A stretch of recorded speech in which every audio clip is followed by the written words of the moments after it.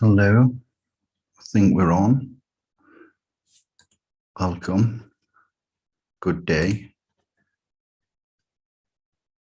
I hope all are well. It is Friday, the 10th of the 9th, 2021. Just check that everything is working and get set up. I will be but a moment. I have a special presentation for you today. Let me give you something to look at. That's where we live. That's where you can find us. We just refresh. Check the audio. Shout going out to Albert and Gima. I see you. Thank you for joining. That's where we live. Yep, all systems are go. What? Easy, Eric. I have a special presentation for you entitled Fiat. Fiat, that's the current system of credit control that we have at this present day, as opposed to money. Fix it again tomorrow. Fiat. It's entitled then Fiat money, credit, currency, tender, payment, debt, bills, checks, CHECKS, notes, bills of exchange, instruments, and then leading up to transfer via endorsement and discharge with a little bit of accepted for value. Isn't that a big title? Yes, so I promised you that I would present today, Friday, 9 p.m. GMT approximately. Forgive my few minutes of lateness. I was chasing a huge house spider around the wall that decided to make an appearance at 9:01. Just about to go live, and out of the corner of my mince pies, I happened to see a spider as big as my hand, and I didn't feel comfortable letting it run around, as it was fast, vast, and bulbous. So that's the reason why I'm late by a few minutes. I'd like to start by saying this is a massive, epic, in-depth, 100% full Monty, full disclosure, no holds barred presentation. I have lots to show you. I have all the references, all that you could ever possibly need to understand money, credit, currency, effecting, payment, legal tender, debt, bills, checks, CHECKS, not as in checks, as in write a check, notes, bills would be bill as in the note, bills, but obviously you know them as charges, bills, when actually it's a statement of an account. Bills of exchange from 1882. It's nothing new under the sun here. Hundreds of years old, archaic technologies that's running the show there. And instruments themselves, that's not musical instruments for the musicians out there, but instruments, instrumentation, implementation of the instrumentation. And then obviously the transfer via endorsement and discharging the charges. So if you'd like to come and support us, you'd like to come and look at our dedicated forums where we are. I do actually need to go into our library and get myself a copy, additionally to what I've prepared for you, of the 1882 bills of exchange.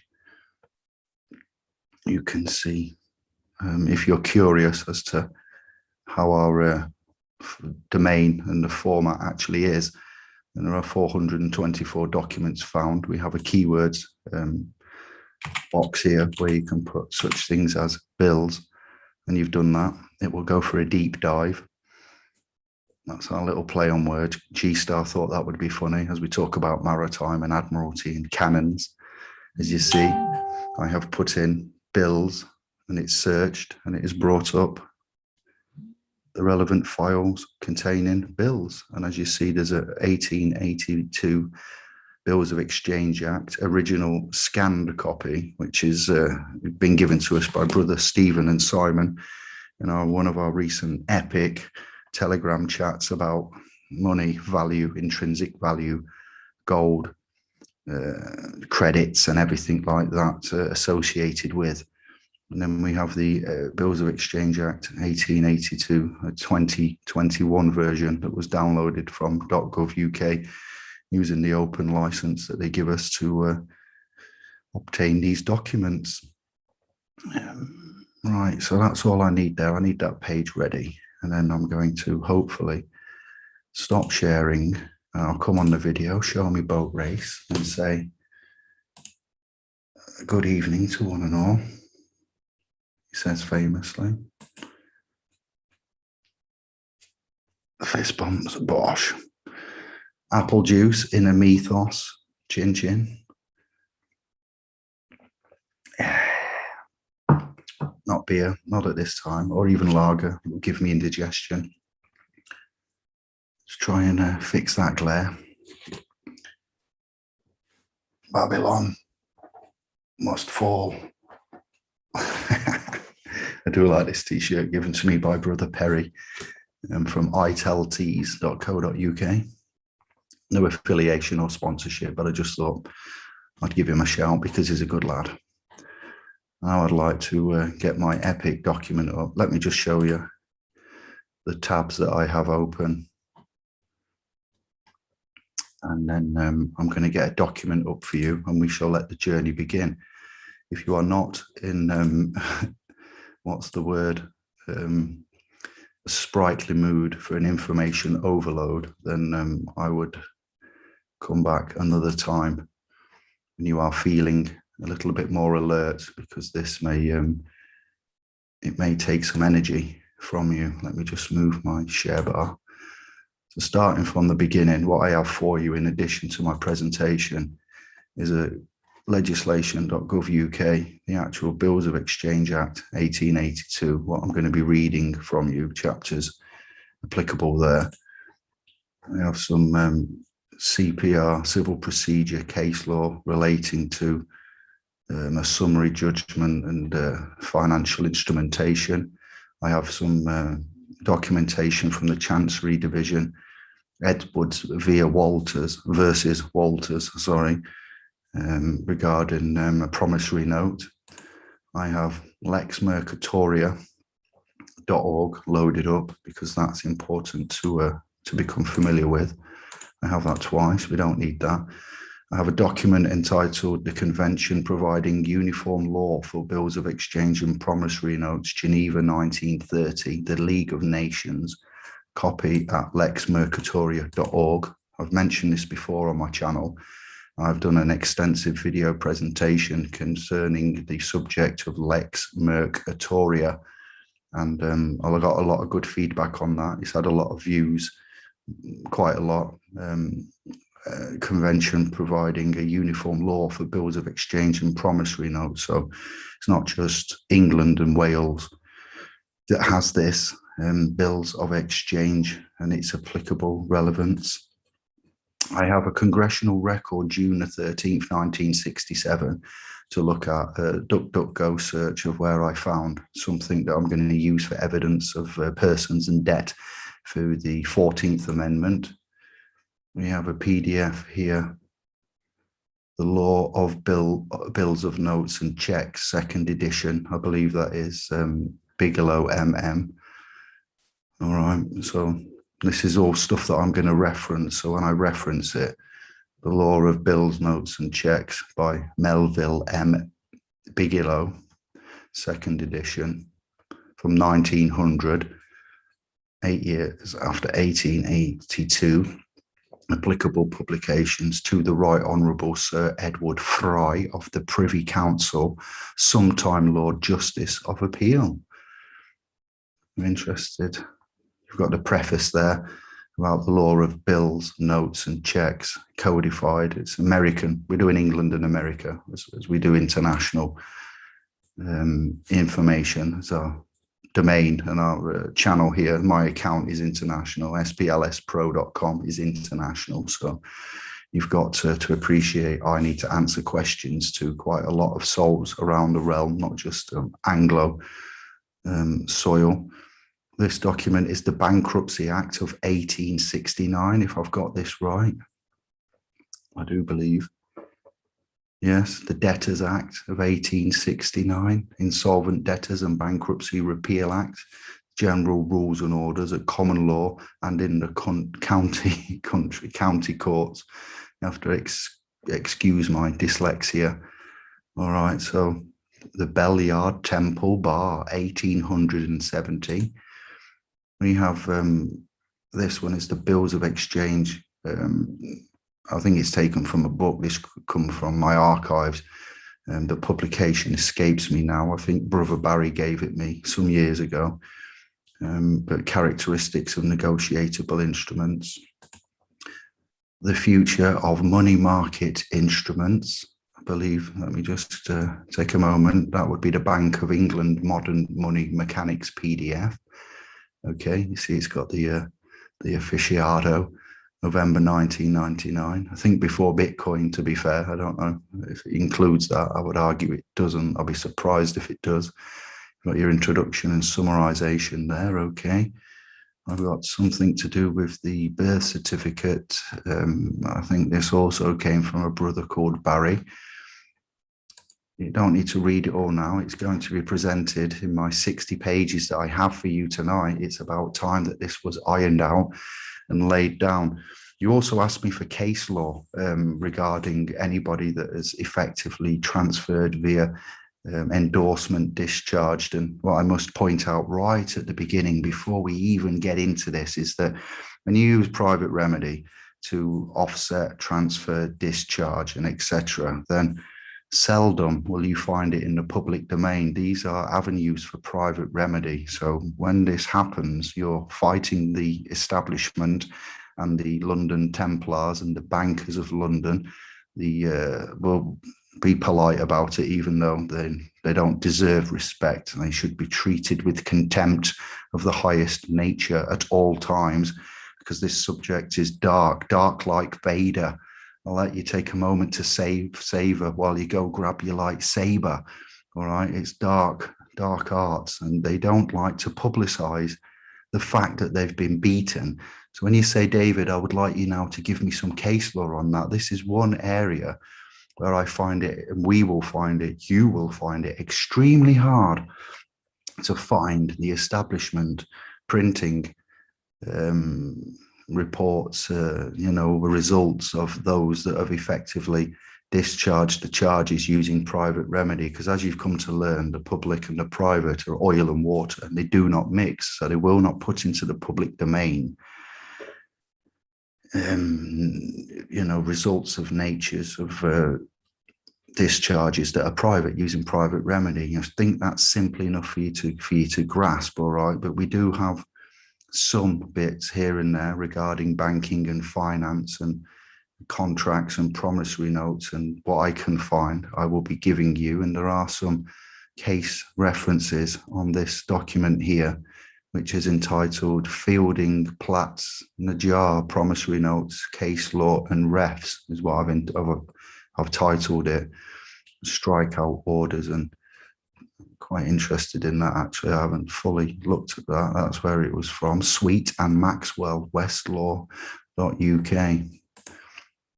We have here something from the Chancery Division. I don't know if that's already been shown.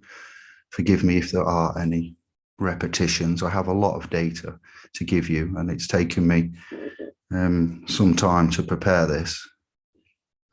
Edwards versus Walters. I do believe I've already said that. Let's move on. We have these will be uploaded in their entirety to our bespoke banking and bills of exchange and debts and credit money, all our forums that we have on splspro.com. So you don't need to worry about, me going slowly and reading all of this out. It will be uploaded and put into our applicable bespoke forums regarding money transfer. A shout going out to Venezuela. I believe they've currently just legalized the Bitcoin, the crypto, and lost a massive amount because of the market shift when they did that. This is the Bills of Exchange 1882 that's applicable for the beginning of the show. So I've done this right because I need to start off with this, even though there are several more tabs for me to go through. Chapters 61, 45, and 46. These are what I'm going to start off with. So I'll move on for now. The United Nations Convention on International Bills of Exchange and International Promissory Notes. You what? What did you say, Dave? Yeah, that's right. So when I go on about the European Commission of Human Rights and the United Nations, there are reasons why we use irrefutable sources of references to enforce rights and stop being called free men and arbiters and agents and fiduciaries saying to us that they think we might need to see a psychologist because our opinions are somewhat unorthodox. So when we quote their own bills, acts, legislation, covenants and treaties, okay, to them, then that just shuts that argument down, and their silence is deemed as, consent. So they are the ones that are governed by acts and legislation, as they are the ones as wards of the states, as wardens and fiduciaries and operating in commerce in the United Kingdom or even England and Wales. Our persons are also subject to, but not man. Let me get that clear now, but using their own rules against them, such as the United Nations Convention on International Bills of Exchange and International Promissory Notes, America, Canada, Australia, New Zealand. Okay, so we have a 41-page document there. I have all of the links for this, and it's in a 60-page document, all right? So get excited and give thanks. What have we got here? United Kingdom Corporation Articles of Association, I do believe, and this is quite old. We will talk about the United Kingdom and whether it's been dissolved and what people may or may not have heard and the actual status of this. We recently had some screenshots from Dun & Bradstreet and Companies House, Dun & Bradstreet and Companies House regarding dissolving of and companies being dissolved. Myself and sister Karen from Sun and Moon talked about governments collapsing in the middle of this year, I believe. I shared that video. So this was relevant at the time of printing, which proves that the Registrar of Companies for England and Wales hereby certified that the United Kingdom Corporation Limited was incorporated under the Companies Act 1985 as a private company, and that the company is limited. That was given at Companies House, Cardiff on the 21st of June 2006, just under 15 years ago. Okay, so we have paperwork there that I've brought lots out there. When I say we're going to go full Monty, let me move on. What's this?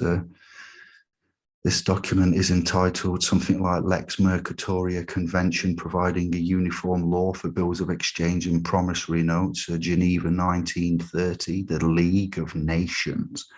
I believe that's a repetition as well, but too much is better than not enough. This is going out to our Swedish sovereign sovereigns, specifically Brother Gansder's Sweden's paper standard of World War I, reference to Sweden and the paper standards there, reference money. And we have Sweden's first paper standard, that is different, going into the 1745 circa to 1776. So paper standards there, okay. And then we have here, now this is something very special. This one is my precious, as we're going to talk about promissory notes and bills of exchange and value and intrinsic and non-intrinsic and certain things like that. We're going to look at this that was given to me by a man called Serge, but I believe a man called Mick designed. This is a editable promissory notes PDF where you can put in your own figures. It auto updates. It's got a serial number that you can edit. It's got there text that can be edited. It pops up with a box when you click on it. Look, it's fully interactive, interchangeable, the text. All right. I promise to pay £5,000 sterling only. by common name at your birth and year, authorised representative, date, everything can be interacted with and changed. You will notice the flower and the seed of life as the watermark in the background. I think this is a rather a work of art, if words were to ever fail me. When I first opened this present, it's in our library on splspro.com, in our literature library and resource vault. So that's why I wanted to show you, before we start, what I'm about to go through and show you in this document is actually real and relevant, applicable. It's not straw man, free man, constitution, Magna Carta, hokum pokum. This is the real deal. And it's about time we all got together in light of recent news, in light of Mr. Chancellor of the Exchequer, Mr. Rishi Sunak, and his announcements via the Prime Minister, Boris, King of the Johnsons, and the UK executives, the UK government, before we're even out of this debacle known as COVID and Corona pandemic. They're already taking the time to, something's happened on the screen. Member, C1 up. Welcome to level 1, Master. They have, thank you. Thank you to all my supporters, and thank you all for joining. I can't thank you enough. Thank you for your trust. Thank you for your support. Big love to one and all. Indy, Channel, and David. Appreciate it. Appreciate it. This is why the government and its ministers, etc., have said that you're already going to be paying it back and talking about 2028, 2029. You know, another 8 years into the future, and debt and the requirement of payment that will be needed to, you know, be thought about. We haven't had time to recover from what's going off. And as they've been effectively putting Buzz Lightyear in the Treasury and printing to infinity the private Bank of England's reserve notes, the central bank for this landmass. Obviously, any country with a central bank, this is applicable to you. America, the Fed. I'd like to recall what Trump did in his administration and taking control of the Fed, and the remarkable things that John F. Kennedy was going to do, and such other men of candor throughout the annals of history. Some have tried to make this work for the better, but then they've got taken out. We just opened one more, not that we need one more PDF, but the actual full Bills of Exchange 1882 document needs opening up, just so I've got that as well, because I will need to change and go through the parts. That's the wrong one, David. Original scanned copy. There we go. That's what we want. I will show you where to get the Bills of Exchange. It's just downloading now. And then we're going to begin the presentation. So I thought I'd come with the substance over the form first. I know that was a bit tedious for some. There we go. This is what was given by Brother Stephen and Simon in our Telegram chat regarding sections applicable to the subject matter that we have at hand here. That's going through all of the chapters. Where do we have?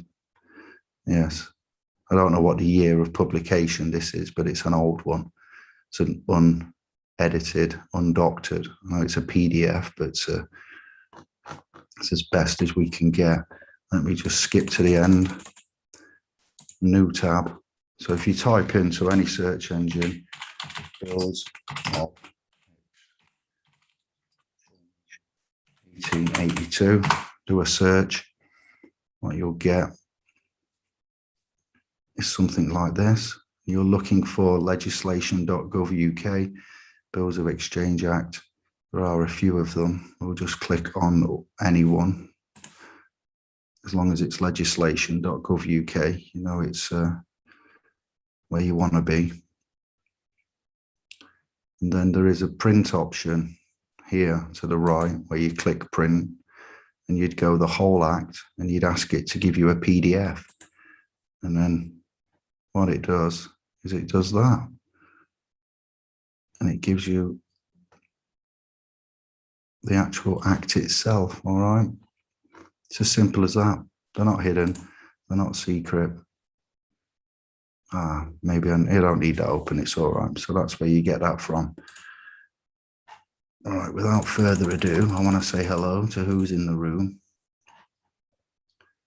And then we're going to screen share my document that I have prepared for you, the 60 pages and the thousands of words.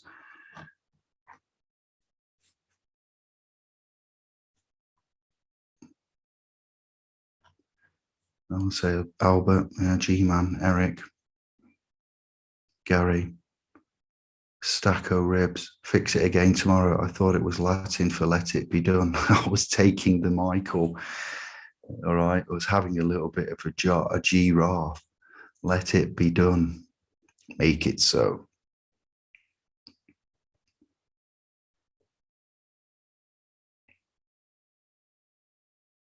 Mince pies is rhyming slang for eyes. Gary, chillax, relax, and enjoy. All right, you're amongst fam. Angela, Mitch, Kathy, Tilly, Claire, Sister Lindsay, Wad.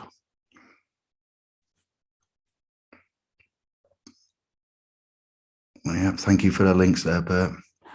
Right, let us begin. Without further ado, let me screen share.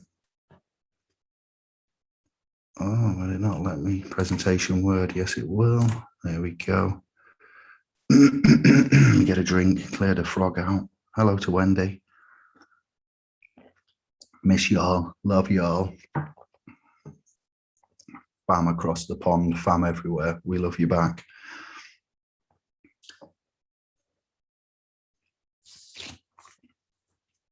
So hopefully on the screen, yes, you should have what I can see. This is the document that I'm going to use for my presentation. There are 66 pages, 18,000 and about 300 words. And I've cobbled this together mentally whilst performing my voluntary commercial prostitution regarding commercial intercourse in the warehouse on 12-hour shifts. When you're in an aisle about 30, 40 meters long, 8 layers, 8 pallet shelves high in a V&A using, very little dexterity, moving pallets to a P&D, a pick and drop area for 12 hours. You get time to think, you get time to meditate, you're on your own. There's no music on in the warehouse. There's no radio. There's no colleagues. You occasionally see somebody when you come to the end of the aisle and drop your pallet, pick another pallet up, put that away. On your way out, pick a pallet, put that on the P&D, pick one up, put it back, pick one up, put it back, go up, go down, go forwards, go backwards. So it's an up, down, forwards, backwards motion for 12 hours. You believe me, I've had time to think. So this is where this has come from. I've visualized it this week, and then I've today, whilst having a 4-hour chat with Greg about totally different topics, I was doing this whilst chatting to G-Star. Then I've had an hour to tidy it up. So it's in a raw format. It is not exclusive. It's a rough presentation. It will be tidied up, and all of the PDFs and the relevant areas will be updated, and then it will be uploaded for you to consider. For the purposes of clarity and the avoidances of doubt, I am speaking and commanding simple, plain English, okay?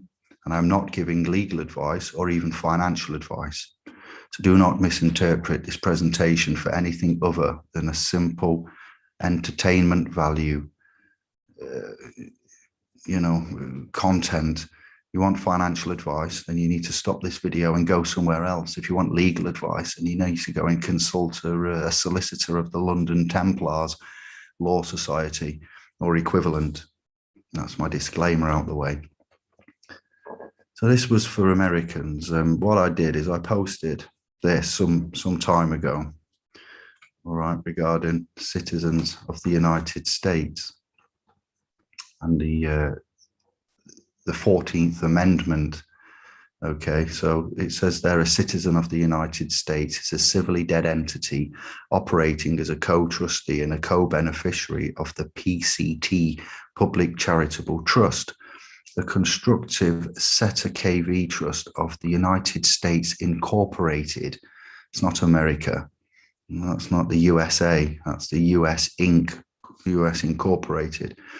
Under the 14th Amendment, which upholds the debt of the USA and US Inc., the Congressional Record, June the 13th, 1967.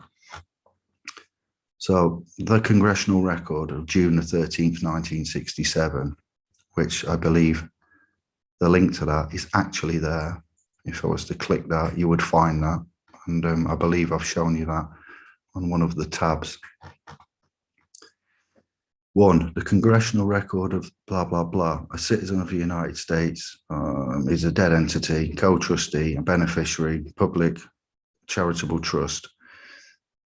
Point 2, the United States was and is bankrupt and in receivership, thus claimant's claim of corporate insolvency. A citizen of the US is civilly dead and cannot become a real party in interest to any action.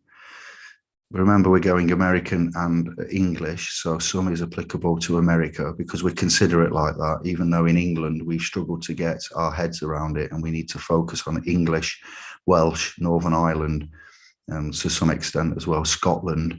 And we also have learned much from other channels and other thought leaders that aren't English, and we've had to formulate our own remedies and our own cognizance of this monetary mechanics at hand. So we are catering primarily for England and America. And then obviously with the inclusions of United Nations, we can include all continents, countries, nations with a central bank and relevant bills of exchange.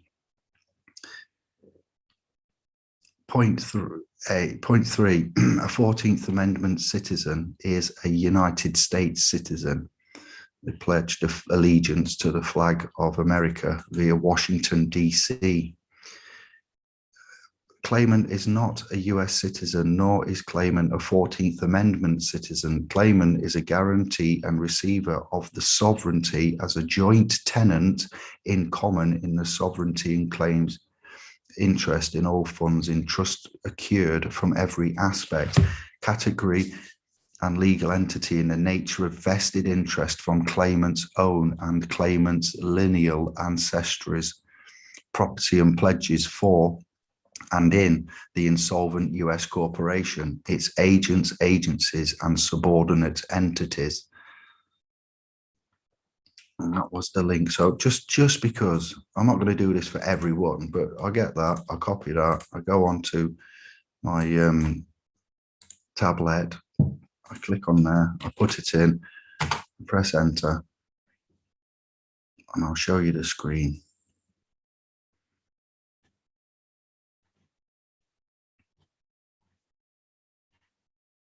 In a moment. All I need to do is copy that and find another tab. That was one of the sources I find it, but I want to be more open and find it within the search options and show you what search options come up. So there are many pages to have a look at.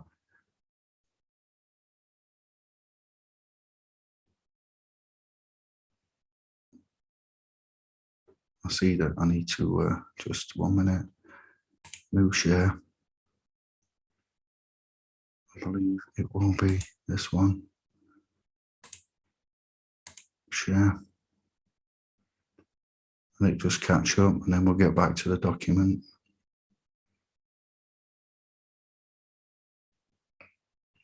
I think we're a few seconds behind.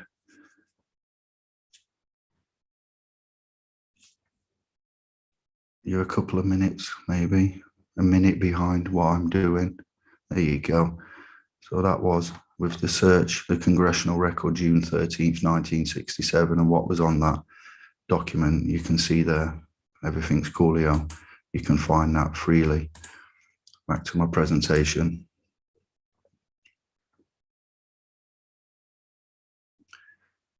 I have a reference here from dictionary.law.com. You can find more references. It's not exclusive, as I say, regarding strawman. A person whom title to property or business interest is transferred for the sole purpose of concealing the true owner and or the business machinations of the parties. Thus, the strawman has no real interest or participation, but is merely a passive stand-in for a real participant who secretly controls activities. Sometimes a strawman is involved when the actual owner is not permitted to act, such as a person with a criminal record holding a liquor license. 2. An argument which is intended to distract the other side from the real issues or waste the opponent's time and effort, sometimes called a red herring, for the belief that drawing a fish across a trail will mislead hunting dogs. Now, in this legal construct that we find ourselves, okay, this is how the law, the Templar Law Society and the legal constructs, the legal arena view themselves and others, companies, persons, you know, can be companies. Companies can be persons. And person in Black's Law Dictionary, 6th edition, page 791, defines a person as follows. In general usage, a human being, i.e. natural person, though by statute term may include labour organisations, partnerships, associations, corporations, legal representatives, trustees, trustees in bankruptcy, or receivers. You can find out your own definition if you get yourself a copy of Black's Law or look at legal definitions. So person, personification, persona, Latin, mask, okay. And then here is a Freedom of Information request from the Private Bank of England. Gold was used to back the promises on the Bank of England's banknotes until 1931. And after 1931, the Bank of England can no longer fulfill that promise. Here we have a return reply from 2015 from the Bank of England. Thank you for your email dated the 23rd of September, which you asked the following under the Freedom of Information Act. Any of you can also go to your local central friendly bank and ask them under the Freedom of Information any questions you may see fit. Try it out, see what happens.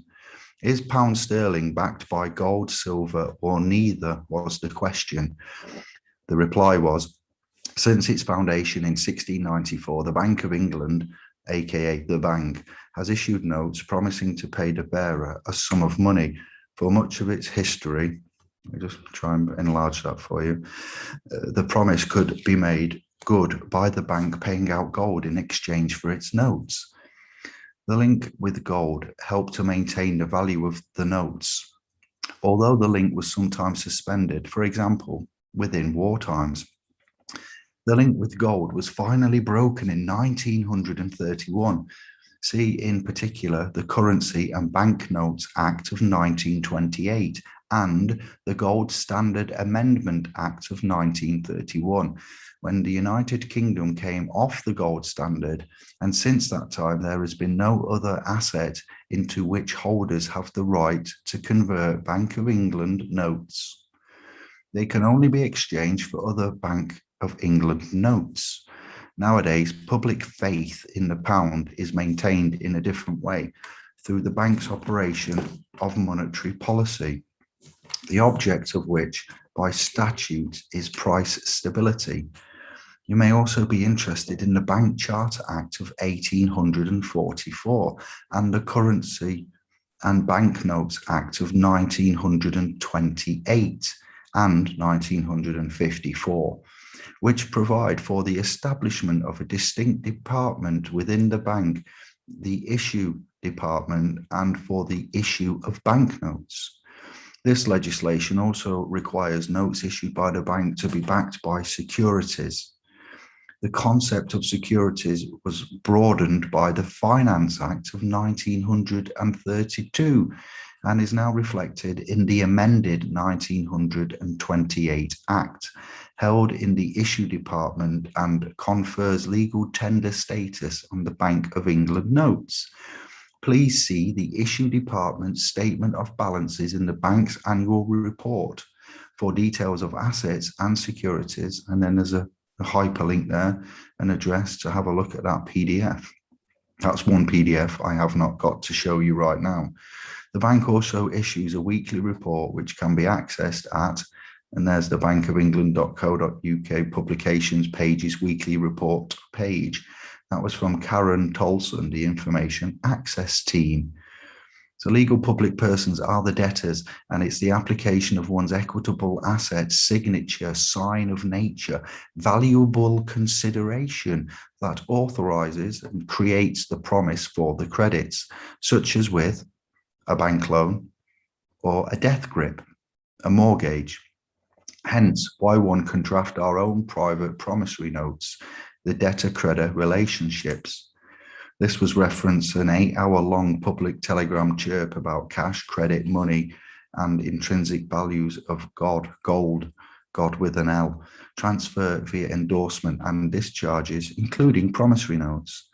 And we have section 83 to 89, the Bills of Exchange Act 1882, reference promissory notes. Section 42, non-acceptance. Section 43, non-acceptance and its consequences. Section 63, express waiver of rights. And Section 57, liquidated damages. So I hope you've got your pens and your pads ready, and you can research and check that out yourself by getting yourself a copy, as I've shown you, of the Bills of Exchange Act 1882. This is for England and Wales at the moment. Bills of Exchange Act of 1882 does have some very other useful sections within it to consider using as follows. On page 8 of my copy, section 23, signature essential to liability. It's not signed, Dave. Where's the authority? There's also the Companies Act and executing a document as a deed. This is not the only reference to signatures essential to liability, but it's one important one on page 8 of the bill, or the Exchange Act, Bills of Exchange Act. Sorry, it's an act, not a bill. Page 26, person signing as agent or in representative capacity. Page 13, section 43, dishonor by non-acceptance and its consequences. Page 16 or section 49, you just look for the sections, the pages are irrelevant, but I used this in the Telegram chat as Brother Stephen gave us some possible remedies to counter council tax. And when an offer comes through, you can offer promissory notes, and then dishonor of that, we can look to, he's got a reduced council tax bill and has effectively lowered his council tax near enough 90%. That's going to come after this presentation. Those that are in our private Telegram chirp will already be privy to this, and also somewhat in our public Telegram chirp. So you have the links there given to you. If you look on this channel, you will get the links under the video descriptions on my channel, and I will give them before we end this show. I will give you the Telegram links for the public chat. Those of you that support splspro.com will also already be in or have access to our private Telegram chirp. Continuing on, page 38, section 92. This one's important. Computation of time. Now, when we was in the practical lawful descent and the free man of the land and the British Constitution, there was such connotations as you've got 3 days to return the offer. You can turn the civil enforcement officers' parking charges away by just returning it within 3 days, but nobody anywhere at any point at any time, not even I don't think Ceylon and Witterick with Get Out of Debt pointed out where the governing legislation and enforcement in the monetary mechanics architecture came from for the 3-day 72 hours of refusing and declining to take up the offer of contract. Well, it comes from section 92, the computation of time within this very act of 1882, the 3 days, 72 hours in which to decline the offer. So just, that's very important that we point this out, giving it away as we do. We've been quiet for a while, we've been subject to some strikes on this account, and it's about time that we all got together, shared the knowledge, as Stephen has done, as others are doing, as I am doing, and we put this out for all to consider. And section 94, protest when notary not accessible. Blah, blah, blah. Now, when we talk of offers and contracts or agreements, constructed agreements, they're not contracts at all, and it's not contract law, they are offers. For a contract or any agreement that comes under English law to be formed lawfully or legally, there are 8 essential elements to them. There must be the following. Now, this is taken from we're doing an equity and trust course on splspro.com, and we're also doing a conditional acceptance course. It's on the courses section on our homepage tab, and you can get. I've taken this as an excerpt of part of that course that's hidden in a private page that's only accessible for an additional donation. So the £12 credits that you donate to get access for the full year to splspro.com. So the 8 elements, essential elements for an offer. 1 is to have the actual offer itself. 2 is to either accept or decline the offer. 3 is to have sufficient consideration. 4 is the capacity to contract. 5 is the intention to enter into legal relations. 6, the legality, let me just get comfy, of purpose.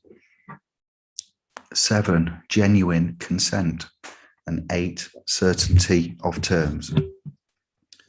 Now here we have a Bank of England central bank reserve note. You're all familiar with that, I would imagine. What do we? It's very small at the top, what I'm going to roll down and show you now. But at the top, you see under the Bank of England, it says something very, very tiny. So I've enlarged it here. It says, I promise to pay the bearer on demand the sum of £20. That is not money, is it? We treat it as money, we use it as money, but it is in fact a promise to pay. It is a worthless bit of paper that's got a picture of the Queen on it, issued by a private bank that can't be investigated, can't be, and I say investigated financially, forensically, politically, morally, ethically. That private bank, a consortium of private bankers, lends money to the United Kingdom government. So I say money, you think it as money. We know it is actually credits. It's a fiat monetary system. This is your legal tender, legal currency, legal tender. That was a screenshot. That is a screenshot of what I showed you, the PDF, the editable PDF of a private promissory note.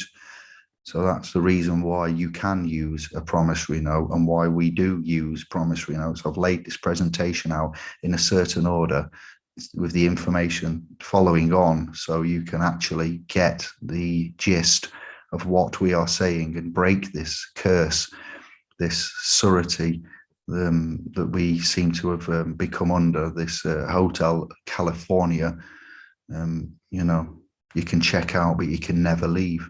So we move on to a Federal Reserve note. The United States of America, the Fed, issue notes as well, and that would be the Federal Reserve note there. So that's your front page, the obverse of the dollar with Mr. Washington there. We have the reverse, which is something that's been covered quite a lot and analysed over the years. Just use a $1 bill, in God we trust. Some Latin to the left with the pyramid and the detached top. Nuit I'm not familiar with this. I'll have to do a bit of this. Move my navigation bar over there. Coeptis, is that what it says? God. When you worship God, what God do we speak of? You have an eagle symbology there. I believe that's been covered on the Zeitgeist and other such presentations over the years. Let me just get back my full screen.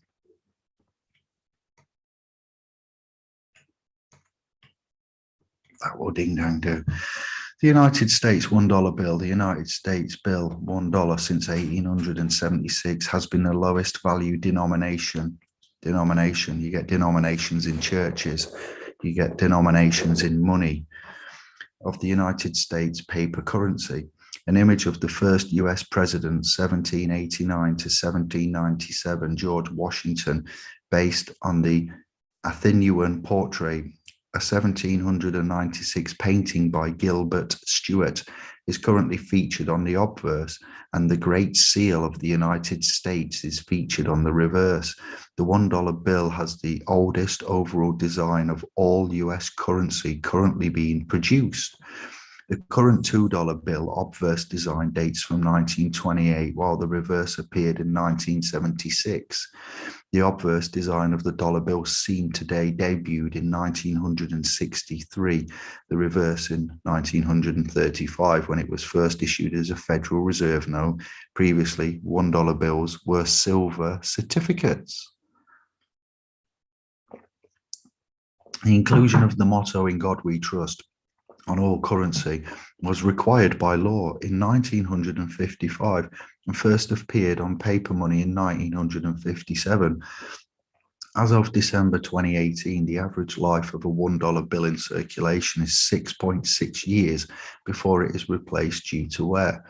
Approximately 42% of all US currency produced in 2009 were $1 bills. As of December 31st, 2019, there were 12.7 billion $1 bills in circulation worldwide. Now we're going to look at an excerpt regarding birth certificates that's come out of my archives as we're talking notes and money, and I think this is linked in, referenced to the topics we're on. Birth certificates. For the purposes of this Act, a certificate given by or on behalf of the Secretary of State that a person was at any time in Crown service under His Majesty's government in the United Kingdom shall be conclusive evidence of that fact. And then we have here the British Nationality Act of 1948. Every document purporting to be a notice, certificate, order, or declaration, or an entry in a register or subscription of an oath of allegiance given, granted, or made under this Act. The British Nationality and Status of Aliens Acts 1914 to 1943, or any act repealed by those acts, shall be received in evidence and shall, unless the contrary is proved, be deemed to have been given, granted, or made by or on behalf of the person by whom or on whose behalf it purports to have been given, granted, or made. Prima facie evidence of any such document as aforesaid may be given by production of a document purporting to be certified as a true copy thereof by such person and in such manner as may be prescribed. Any entry in a register made under this Act, the British Nationality and Status of Aliens Acts 1914 to 43, or any act repealed by those acts shall be received as evidence of the matters stated in the entry. For the purposes of this Act, a certificate given by or on behalf of the Secretary of State, so think of birth certificates, you see, that a person was at any time in Crown service under His Majesty's government in the United Kingdom, shall be conclusive evidence of that fact. Any person who, for the purpose of procuring anything to be done or not to be done under this Act, makes any statement which he knows to be false in a material particular, or recklessly makes any statement which is false in a material particular, shall be liable on summary conviction in the United Kingdom to imprisonment for a term not exceeding 3 months. Any person who fails to comply with any requirement imposed on him by regulations made under this Act with respect to the delivering up of certificates of naturalisation shall be liable on summary conviction in the United Kingdom to a fine not exceeding £100. The Secretary of State may by regulations make orders in provision generally for carrying into effect the purposes of this Council, regulations and rules, Act in particular. A, for prescribing anything which under this Act is to be prescribed. B, for the registration of anything required or authorised under this Act to be registered. For the administration and taking of oaths of allegiance under this Act for the time within which oaths of allegiance shall be taken, and for the registration of oaths of allegiance. For the giving of any notice required or authorised to be given to any person under this Act. This was from Brother Claudio. Just got this today from our Facebook SPL's comment section when I was looking at inclusio ulterius exclusivo, the inclusion of one excludes the other, regarding my video on this channel to do with births. The interpretation of the word birth includes stillbirth, so it excludes live birth. Check the channel out, look at the video on Indiglo, you'll find it. It's called exclusivo ulterius. I forget now, I'm tired. I've had a long day, but you will find it. I'll show it you in a minute. Interpretation Act, Article 35, definitions. Person or any word or expression descriptive of a person includes a corporation. Person, much like personnel, but person. Black's Law 7th edition. Include, to contain as part of something. Here we go. Expressio ulmus est exclusio alterius. That's the title of my video. A canon of construction holding that to express or include one thing implies the exclusion of the other or of the alternative. Legislation Act 2006. Words in the singular include the plural, and words in the plural include the singular. So when they say person includes a corporation, that's it. The list is closed. Then I've got a link in this document to birth, and stillbirth, inclusio ulmus est exclusio alterius. And that's the link to my YouTube video on the document there. Moving on, we have information regarding the Gold Standard Act of 1925 for England, America, Canada, New Zealand, Australia. You will have to check your own particular individual legislations similar to this. And I'm not reading all of this out. I'm not going through 18,300 words and 66 pages. I'm giving you a taster, and I'm giving you the substance over the form, and hopefully with regards to the diabolical state of business, home life, benefits, or the entitlement you get as a beneficiary, aka benefits from departments of work and pensions, and tax demands and council tax and tickets from civil enforcement officers and inland revenue, IRS, all around the realm. This is why we're doing this, and this is the understanding for the monetary mechanics of the reserve banks, the government, and the state of play, because we're concerned about mental health, we're concerned about suicide, and the fact that man doesn't understand this mechanics, monetary mechanics, much like myself. Still, I'm learning very much every day. I'm learning. I'm no expert, but we know quite a lot, and our admins know quite a lot, and you, my scribes, know quite a lot. So if we start to get things out on the table and we make it concise, clear, simple, effective, irrefutable, we get some transparency going on, hopefully we'll start making progress. We're working our way to a debt amnesty, much like the splspro.com's Christian disclosure that we are, working through with regards to the cross-examination of the Bible, New Testament, the Old Testament, the fact that the London Templars Law Society is based upon Bible references, as I explained to Mike and Barry on Alpha Vedic channel last night, as I've explained to Beth Martins, as we've explained to Chris Rice on Rice TVX, as we've explained to you, and as we continue to give out publications, a proclamation of sovereignty explained, and we're giving a lot of work and information. It's Robert from the observation deck to one and all to help you all help each other. This is not being sold. This is open source information. It's not hidden. It is the dark arts. It is occultism in some ways, and it is giving life to something which shouldn't have life. Our true currency is trust, and our true treasure are our procreations and sons and daughters. We need to start investing in communities, working together, boycotting certain areas of this, working towards an amnesty, a management of our own private measures. A sovereign digital coin would be nice. A sovereign coin.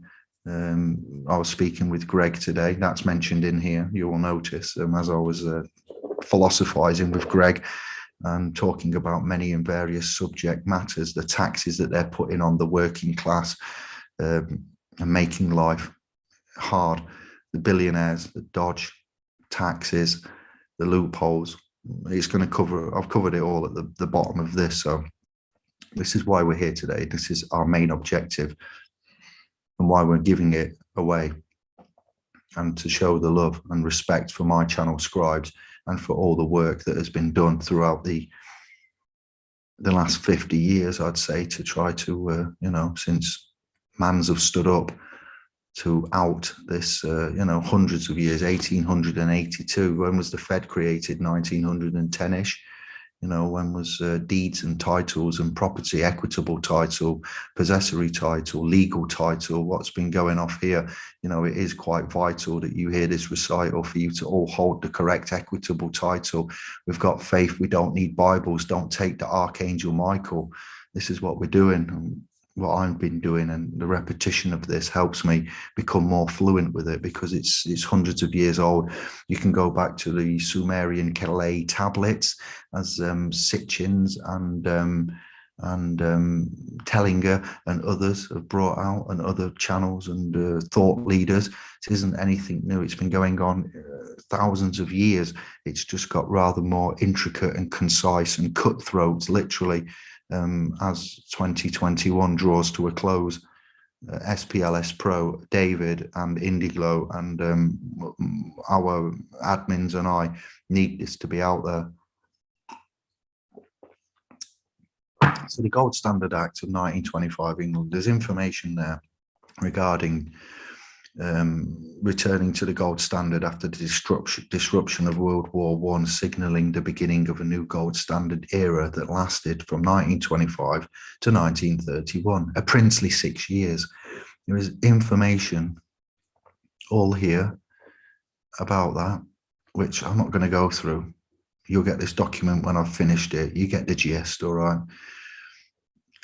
Then we've got the Gold Standard Act of the United States, was passed in 1900 and established gold as the only standard for redeeming paper money, stopping bimetallism. It was signed by the President William McKinley. The act made the de facto gold standard in place since the Coinage Act of 1873, a de jure gold standard alongside other major European powers at the time.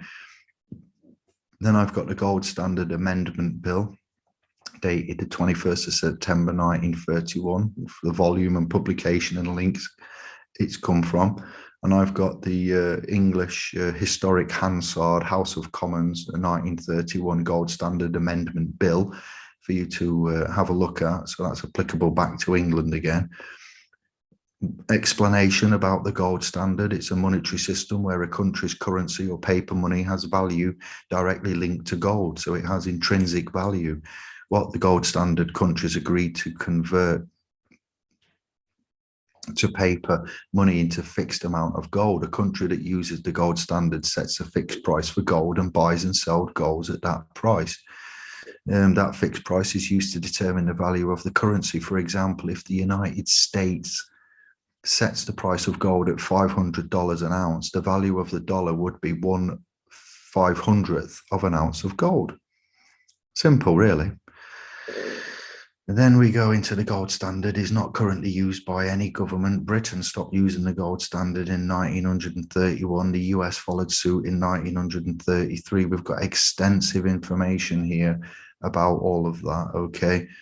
And we've got more information about gold standards, a monetary system, standards, economic unit of account based on a fixed quantity of gold, 1870 to 1920s, 1920s to 32.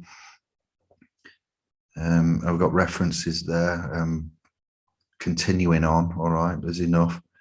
The Gold Amendment Act of 1931, England. So then we go into what that was and what it was, the taking away of the gold by the bankers. Basically, in a nutshell, from what I understand, and we've come to learn, the bankers wanted their monies. And so the countries, nations, kings, queens, presidents, etc., paid. When they paid the debt with the gold, because obviously the private reserve banks and federal banks don't want their own worthless paper back. No. They wanted the debt paid back with gold. So they give paper, which is worthless shite, and then it accumulates interest, and it's a perpetual debt. They're the ones that make the credits, the money. It was money at the time before 1931 because it was intrinsically had value. When that intrinsic value was taken away and there was printing paper and all the gold had been given, you notice when the birth certification system was created and when the technocracy, there's other words I could use there, but I'll keep it simple because I am dog tired and I want to keep it on point and not get you past your saturation limitation. They realized that the countries and the kings and the presidents no longer had any gold, and they were still wanting to print money and make money and use this perpetual debt system, currency system now, enter fiat, enter technocratic charging of paper. And then they had to add some other value because the gold had gone from the reserves and they were still going to lend money. So interesting times around this. And obviously the country had to then guarantee, the kings had to guarantee that they would be able to pay back an equivalent of gold, even though they had no gold. And so then came in other such devices, measures, as in the title of this video, and the instrumentations and the surety and possessions and titles and orders for taking control of goods and imprisonment and such things as, being imprisoned for administrative, civil, monetary debts, which you shouldn't be imprisoned for. We'll reference Jesus getting mad in the churches about the usury and the money changers. Such religions as the Abrahamic faith there, Islam, and the mortgage type setup and the hoo-ha about banks having to facilitate for, we'll say, Muslim mortgages and their belief systems as such there. So there is more information about the Gold Standard Amendment Act of 1931, England, and that's how much we have here. I can't read all that out, okay. But there is some references to Australia, New Zealand, Brazil, Chile, Paraguay, Uruguay, Venezuela, and Peru, about suspending gold payments. All right, there is stuff about United States, France, Belgium, Switzerland, and the Netherlands there. Okay, the United States abandoned the gold standard, as we've said, in 1933, followed by the remaining European countries, 1936.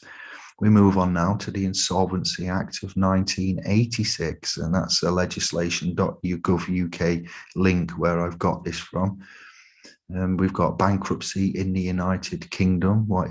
So when you think of water charges, currency, paper, watermark denotes the current in the paper, the charge, the currency, much like rivers and banks, and the flow of the river is controlled by the bank. In nature, the bank controls the currency. So when the bank is, when the rain comes down heavily, and there is a flood, the bank ruptures and you have a bankruptcy. The water escapes and there is too much water for the bank to deal with. So bankrupt is the nature version, and bankruptcy in the United Kingdom. Bankruptcy explanation there for England, Wales, and Northern Ireland, and for Scotland. There is also a UK insolvency law which applies across the United Kingdom. all right, to do with administration and liquid, more water, liquidation, assets frozen, frozen water, liquidation, insolvent companies. So you've got solvency, insolvent, solvent, that's your glue, your bonds and notes and bonded, adhesion contracts, more glue. It's electricity, water, and glue at the moment we're on, okay? Linguistic styles and etymological root word references too. The term bankruptcy is often used when referring to insolvent companies.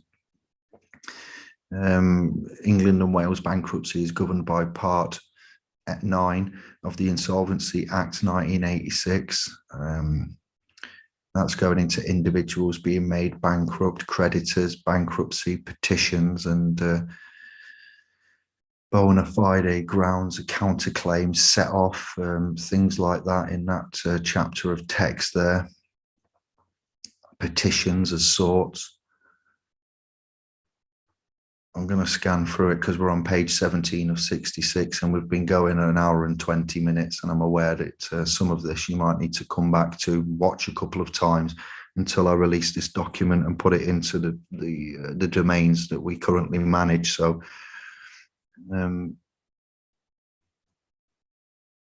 there's lots there.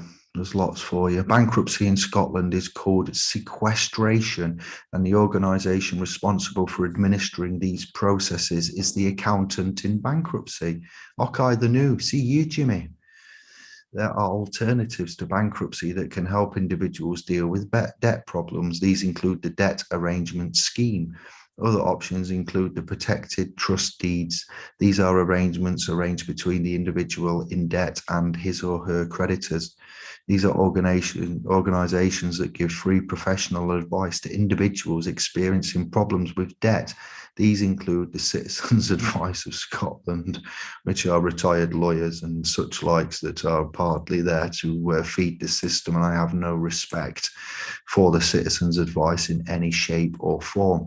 As the bankruptcy is, as nation states are bankrupt, the only thing to do really is by most measures, a good rule of thumb is to accept that we're all bankrupt, that the countries and the companies that the countries purport to be, the corporations that a country is a corporation masquerading as a country, the government is an organization masquerading as a government, companies are everywhere, and they are not, the world outside is not what you perceive it to be. Everything is a business, everything is incorporated, incorporeal, corporeal, chattel, animals, livestock, water, glue, bonds, charges.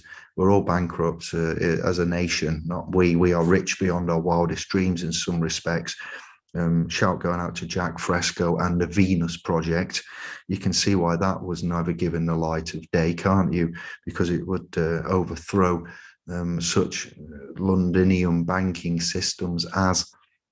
And we should all be looking at going bankrupt. The stigmatism that's attached to bankruptcy is false, because everything is bankrupt, as we will come to prove, as you were coming to see.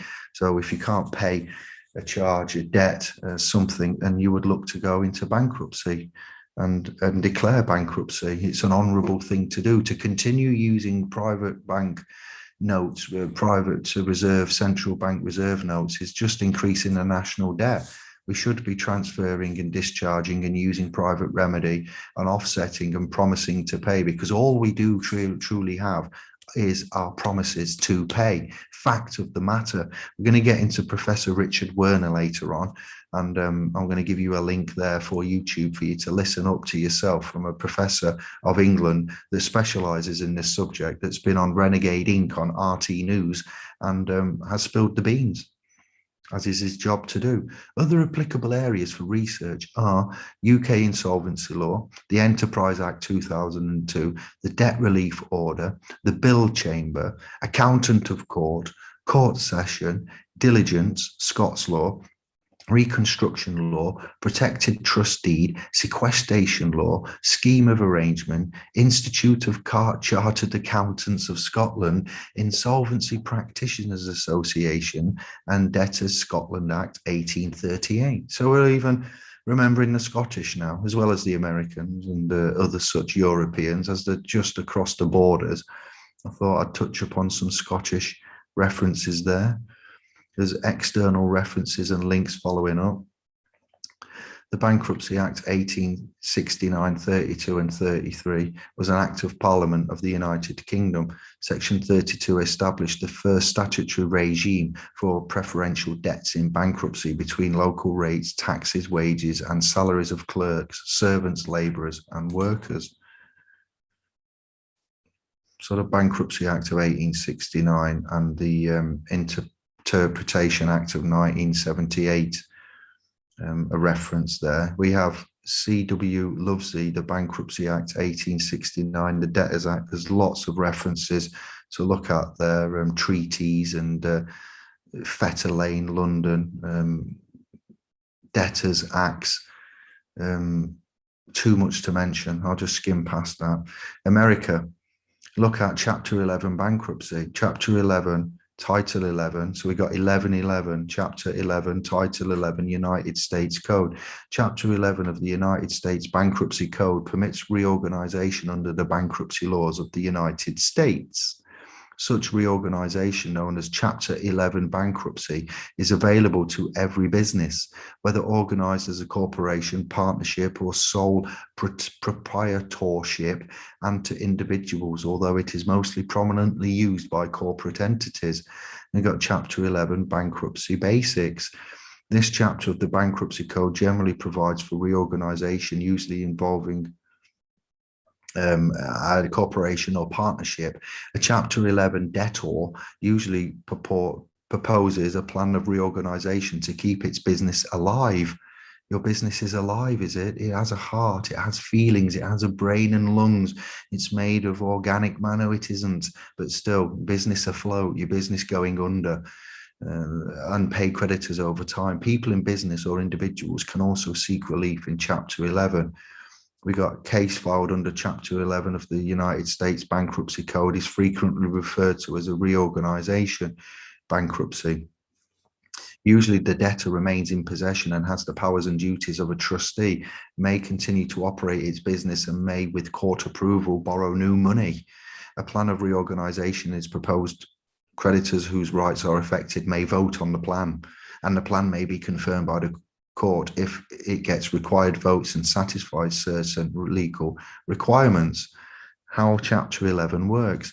A Chapter 11 case begins with the filing of a petition with the bankruptcy court serving the area where the debtor has domicile, residence, or principal place of business. A petition may be a voluntary petition, which is filed by the debtor, or it may be an involuntary petition, which is filed by the creditors that meet certain requirements. And you see here 11 USC, US Title Code SS 301 to 303. So you will see that in the Uniform Commercial Code, 3- is to do with promissory. I think this is right. 1-308. 1 is to do with rights and retainment. 3- in the UCC or US Code is to do, the Title Code is to do with instruments and financial areas. A voluntary petition must adhere to the format of Form B101 of the official forms prescribed by the Judicial Conference of the United States. Unless the court orders otherwise, the debtor must also file with the court. We've got here more information upon that. I'm getting bored of it already, so I'll just let you know that you can look at these applicable title codes and parts there, and Chapter 11 for you across the pond. It goes on, and I've got a link to uscourts.gov services forms bankruptcy, Chapter 11 bankruptcy, and we've got more information about such things as discharge. The negotiable instrument, you'll see there that it's got a title code 3-104. So as I say, Section 3 of the UCC, or the title code itself, is a negotiable instruments. Focus on that. Then we move on.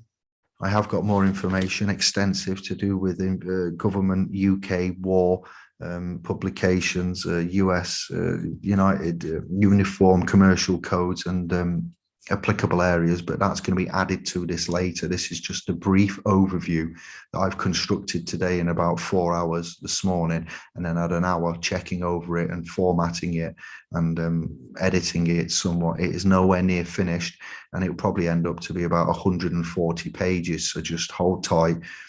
For those that need further information, for those that don't, then crack on and continue as you are, and don't forget to give us a shout and pass information, because we do not know it all, and we want to know in the private what you've effectively done, not here now on YouTube in the public. If you don't want to tell me anything, summarize it, keep your private sensitive data in the private, but help out if you can. We're going into instrument. Means negotiable instrument, an order that meets all of the requirements of subsection A except paragraph 1 and otherwise falls within the definition of check, CHECK, in subsection F is a negotiable instrument and a check. So that's your title code 3-104 negotiable instrument, and some description in these paragraphs regarding what that is. A promise or an order other than a check is not an instrument. Okay. An instrument is a note if it is a promise, and is a draft if it is an order. If an instrument falls within the definition of both note and draft, a person entitled to enforce the instrument may treat it as either. So lots of descriptions going down, and that was from Cornell Law. I've got some information about intrinsic versus extrinsic value.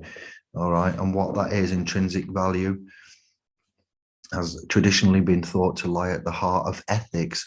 Philosophers use a number of terms to refer to such value. The intrinsic value of something is said to be the value that the thing has in itself, or for its own sake, or as such, or in its own right. Extrinsic value is value that is not intrinsic. Many philosophers take intrinsic value to be crucial to a variety of moral judgments. For example, according to fundamental form of consequentialism, whether an action is morally right or wrong has exclusively to do with whether its consequences are the sequences after the con. They literally C-O-N and then sequences, and sequences follows con. So consequences are the sequences after the con, quite literally, and philosophically speaking, are intrinsically better than those or any other action one can perform under the circumstances. Many other theories also hold that what it is right or wrong to do has, at least in part, to do with the intrinsic value of the consequences of the actions one can perform.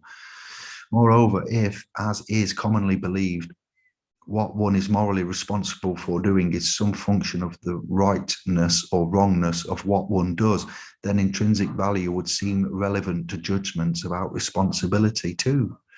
Intrinsic value is often also taken to be pertinent to judgments about moral justice, whether having to do with moral rights or moral desert, insofar as it is good that justice is done and bad that justice is denied, in ways that appear intimately tied to intrinsic value. Finally, it is typically thought that judgments about moral virtue and vice also turn on questions of intrinsic value, inasmuch as virtues are good and vices are bad, again in ways that appear closely connected in their world, not in our world. This is not verbatim private man's business. This is all the legal, commercial, Federal Reserve business, transcendental nonsense of such societies, establishments, and institutions.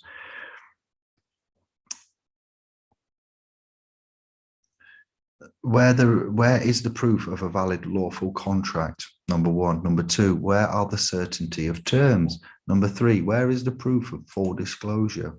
Number four, was there valuable consideration? From Oxford Dictionary of Law, page 136, definition of consideration: The act, forbearance, or promise must have some economic value. Without consideration, an agreement not made by deed is not binding. It is a nundum pactum, a naked agreement governed by the maxim ex nudo pacto, non aritor actio. A right of action does not arise out of naked agreements. And it says sovereign digital coin of the Sovereign Republic of New Brighton. That's at the point when Greg and I were talking about such a thing as I mentioned earlier. Insolvent versus solvent, what's the difference? Solvent is an antonym of insolvent. Insolvent is an antonym of solvent. As objectives, the difference between insolvent and solvent is that insolvent is unable to pay one's bills as they fall due, while solvent is able to pay all debts as they become due and having no more liabilities than assets. As nouns, the difference between insolvent and solvent is that insolvent is legal, one who is insolvent, an insolvent debtor, while solvent is a liquid that dissolves a solid, liquid or gaseous solute, resulting in a solution. The science bit there, I should have warned you and said, here comes the science. So solvency versus insolvency. We had insolvent versus solvent. All right, stay with me. So solvency versus insolvency. There are many reasons why a company may enter into liquidation, whether it be voluntary or not, but it all depends upon its debts. And we've got stuff there about cash flow, the flow of the river, the flow of cash, currency. Insolvency Act 1986 is referenced there, balance sheets, the legal action test, creditors, county court judgments, business insolvency as what we see there. Creditors, I'm skimming through this, or it's not really that important to mention. We're on page 26 of 66. I need to get into some meat of the bones. Company dissolutions, stocks and bonds, stocks, animals, chattel, okay, village idiot, wooden stocks, punishment stocks. What do you see there? It's an old-fashioned punishment stocks, is it not? Stocks and bonds. All right. Let's let that sink in. That's what stocks are. That's where the word stocks originally was used in Old English. Shackles, fetters, irons, handcuffs, bonds. Now you're going to show you a picture of some bonds. Iron slave shackles, mid-1800s with key. There's your bonds. Just let those images sink in. To some of you that are new to this, there's your stocks, your stock market, animals, cattle, chattel, stocks, shackles, handcuffs, bonds with a key. Can you imagine that? Look at that. Slave gang, chain gang, Wall Street. Why is a famous wall located in the Middle East? And what do they do at that wall? Do they not wail at it and pray at it? The wall, the street of the wall. And then we have, what do we have in London? As opposed to the New York Stock Exchange and Wall Street, we have Old Bond Street, do we not?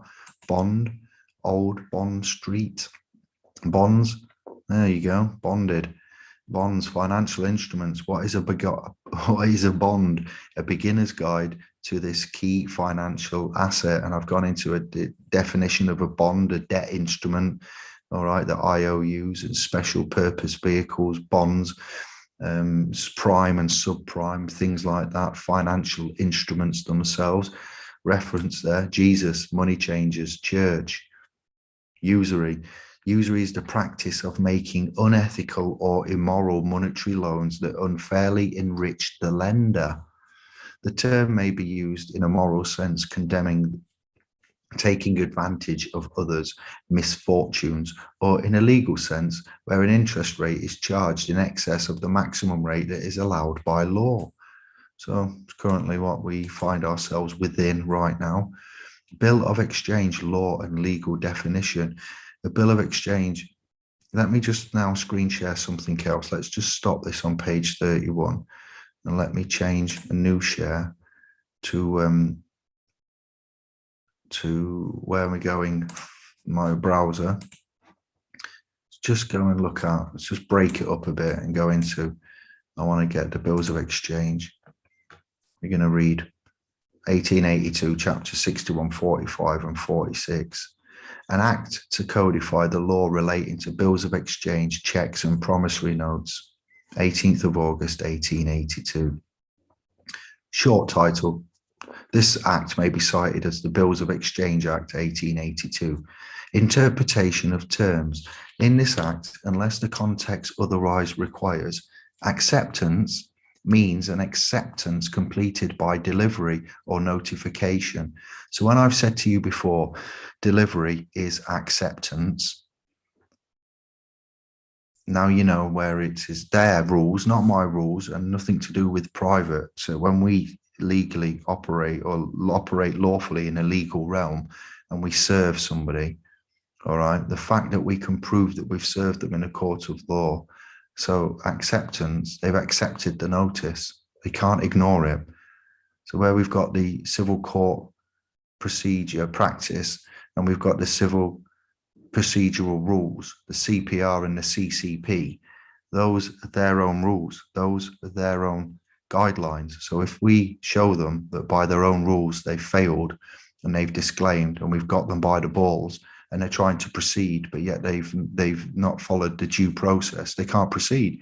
We're in what we call legal estoppel. Estoppel comes into the terminology of equity. All right, it doesn't come from any other area, but it's equitable estoppel. So when we say acceptance means an acceptance completed by delivery or notification, there it is in front of your face in black and white. So delivery is acceptance because acceptance means acceptance completed by delivery or notification. Me, I always reverse things and mix them up and I can't remember them. I'm not a savant, okay? And I have a hard time managing my private life, the website, this channel, the Facebook group, the Telegram groups, writing publications, and obviously commercial voluntary intercourse, servitude, and etc. So forgive me for not getting it verbatim, but here in front of you, within the interpretation of terms, within this Exchange Act of 82, we continue on. Action includes counterclaim and set-off. Banker includes a body of persons, whether incorporated or not, who carry on the business of banking. So we would argue, I would argue, I think scribes and I would argue, initiates, would we not argue that by using central bank reserve notes that we are all classified as bankers? By being involved in commercial intercourse, that we are all involved in commercial banking. So have we not got the right as bankers as such? Not that we would ever want to be labelled as that, but when they try to reject and say no and disclaim, and when promissory notes are done in the private, drafted in the private and presented and they're not accepted, well, we can prove it's been delivered, and we would classify ourselves as private bankers. There you go. Continuing on, bankrupt includes any person whose estate is vested in a trustee or assignee under the law for the time being in force relating to bankruptcy.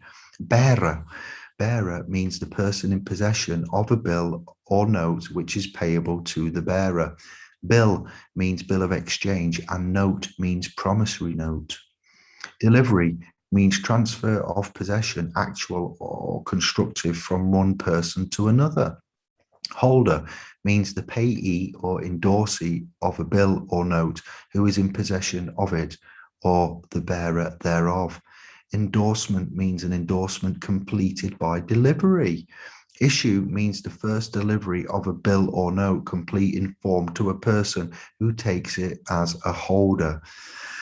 Person includes a body of persons, whether incorporated or not. Postal operator has the meaning given by section 1251 of the Postal Services Act. Value means valuable consideration. The application of a signature on an instrument is also classified as valuable consideration when you have applied with full liability on a contract for an employer, on any kind of agreement, on a bank loan. That is also classified, the signature part, the signing of an instrument or what is presented to you in a constructed agreement. All right, I'm keeping this basic and I know we can go further with this and we've gone further with it, and and there were those out there that could be commenting and giving me chapter and verse, but that's not for today. This is part of a series that we're going to continue and expand upon. And if you've got information and you've done stuff and you have, then that will be recognized and expanded upon at the appropriate time. But for this little introduction into the layman's understanding, inner standing, overstanding, queen and king's standing of this dark arts that is before us, that is causing mental health, misery, suicides, possession, repossession, life of collateral damage, then I'm just helping out for now. All right, we're not going the full whatever it is, something yards. Value means valuable consideration, so just let that sink in. A signature applied to is the valuable consideration part as well. Accepted for value, we'll get there, don't worry. Yes, we will.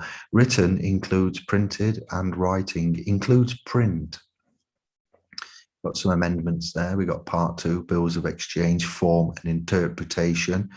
Bill of exchange defined. A bill of exchange is an unconditional order in writing, addressed by one person to another, signed by the person giving it, requiring the person to whom it is addressed to pay on demand or at a fixed or determinable future time a sum certainty in money to the order of a specified person or bearer. Now, I'm going to call you to remember this in a minute when I show you something taken out of a United Nations document that I've got here. That's very important. On a banknote, where do you see any of that? On a banknote, do you see on that promissory note that I showed you, that £20 promissory note, do you see, let me read section 3, part 1 again.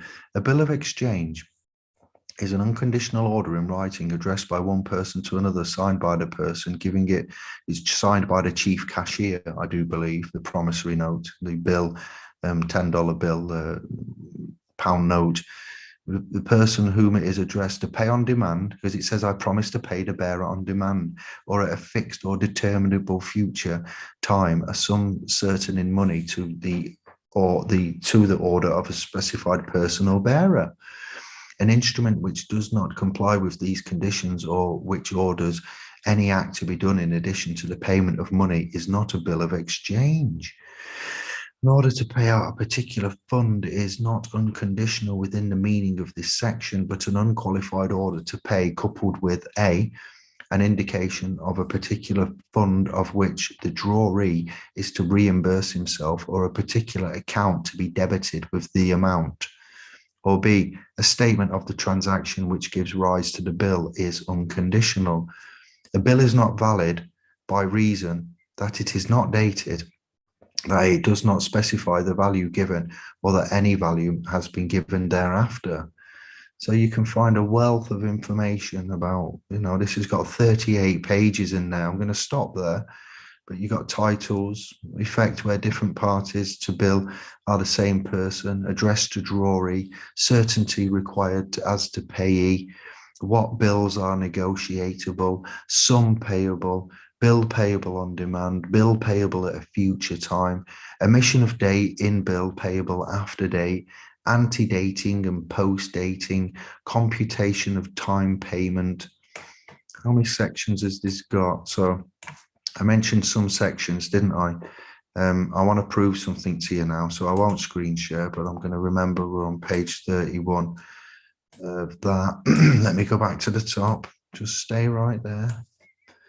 What did I say here that was important? Page 38. No. Page 38, section 92. Let's skip to page 38, section 92. All right. What did I say that was important? Something about 72 hours. Yeah. So when you get this and you say, I can't find it, Dave, you're talking rubbish. You're off your tits, lad. 98, we're getting there. What's section 98 say?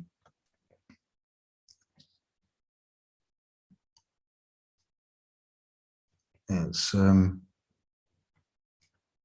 page 35. Wait, let me just check page 38. Right, so that's this is a different section. You're laughing at me now. Wait there, you just stay right there. Stay right there, my sons and daughters, my brothers and sisters. I needed the one from the .com because some of them have been changed and some of them don't have the applicable parts in there. And somebody said to me, I can't find it. It's not there, Dave. And so this is why I'm doing this, because some versions, let me go to the .com and open that. Bear with me. You should all be seeing what I'm seeing. If not, I'll show you in a minute. I can't press all my buttons at once. I'm heavily tired. This is quite intricate and annoying some respects. And yeah, you can see what I'm doing. It's all good. There's nothing hidden and secret. Because Stephen and Simon said you need to be careful which copy and versions you use because certain parts are omitted and changed. Computation of time is what I'm looking for.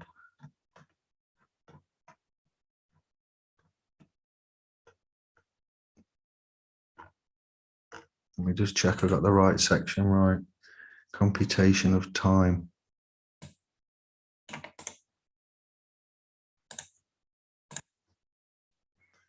Let me just find where that may well be. Section 92, page 38. Look at that. It wasn't, I've made an error. Let me amend my document. Section 92. Oh, I did put page 38, section 92. It was me getting it wrong because I'm tired. So it's as I said it was, for those that are paying attention. 92, computation of time, whereby this act, the time limited for doing any act or thing is less than 3 days. In reckoning time, non-business days are excluded. So I'm reading here the bit that I'm highlighting. Non-business days for this purpose of this act means Saturday and Sunday, Good Friday, Christmas Day, so religious days, and the weekend. A bank holiday under the Banking and Financial Dealings Act of 1971. A day appointed by royal proclamation as a public fast or Thanksgiving day. A day declared by an order under Section 2 of the Banking and Financial Dealings Act 1971 to be a non-business day. Any other day is a business day. So number 90, Section 92, computation of time, whereby this act, the time limited for doing any act or thing is less than 3 days. In reckoning time, non-business days are excluded. So with an offer and a contract, you can reject it within 3 days as per Section 92, the Bills of Exchange Act. I've got too many Bills of Exchange Acts open. So if I'd have gone there and gone to 92 on that other page, they're all there. I take it back. They haven't deleted and omitted certain parts. David wasn't using his mince pies properly. That's right, mince pies in September. What? So let me go back to the document itself where we was. So I'd break that up for you.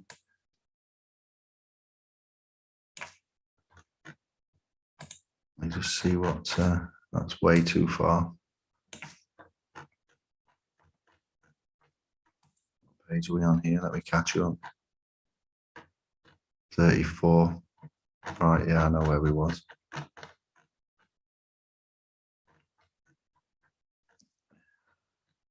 That's a usury bill of exchange.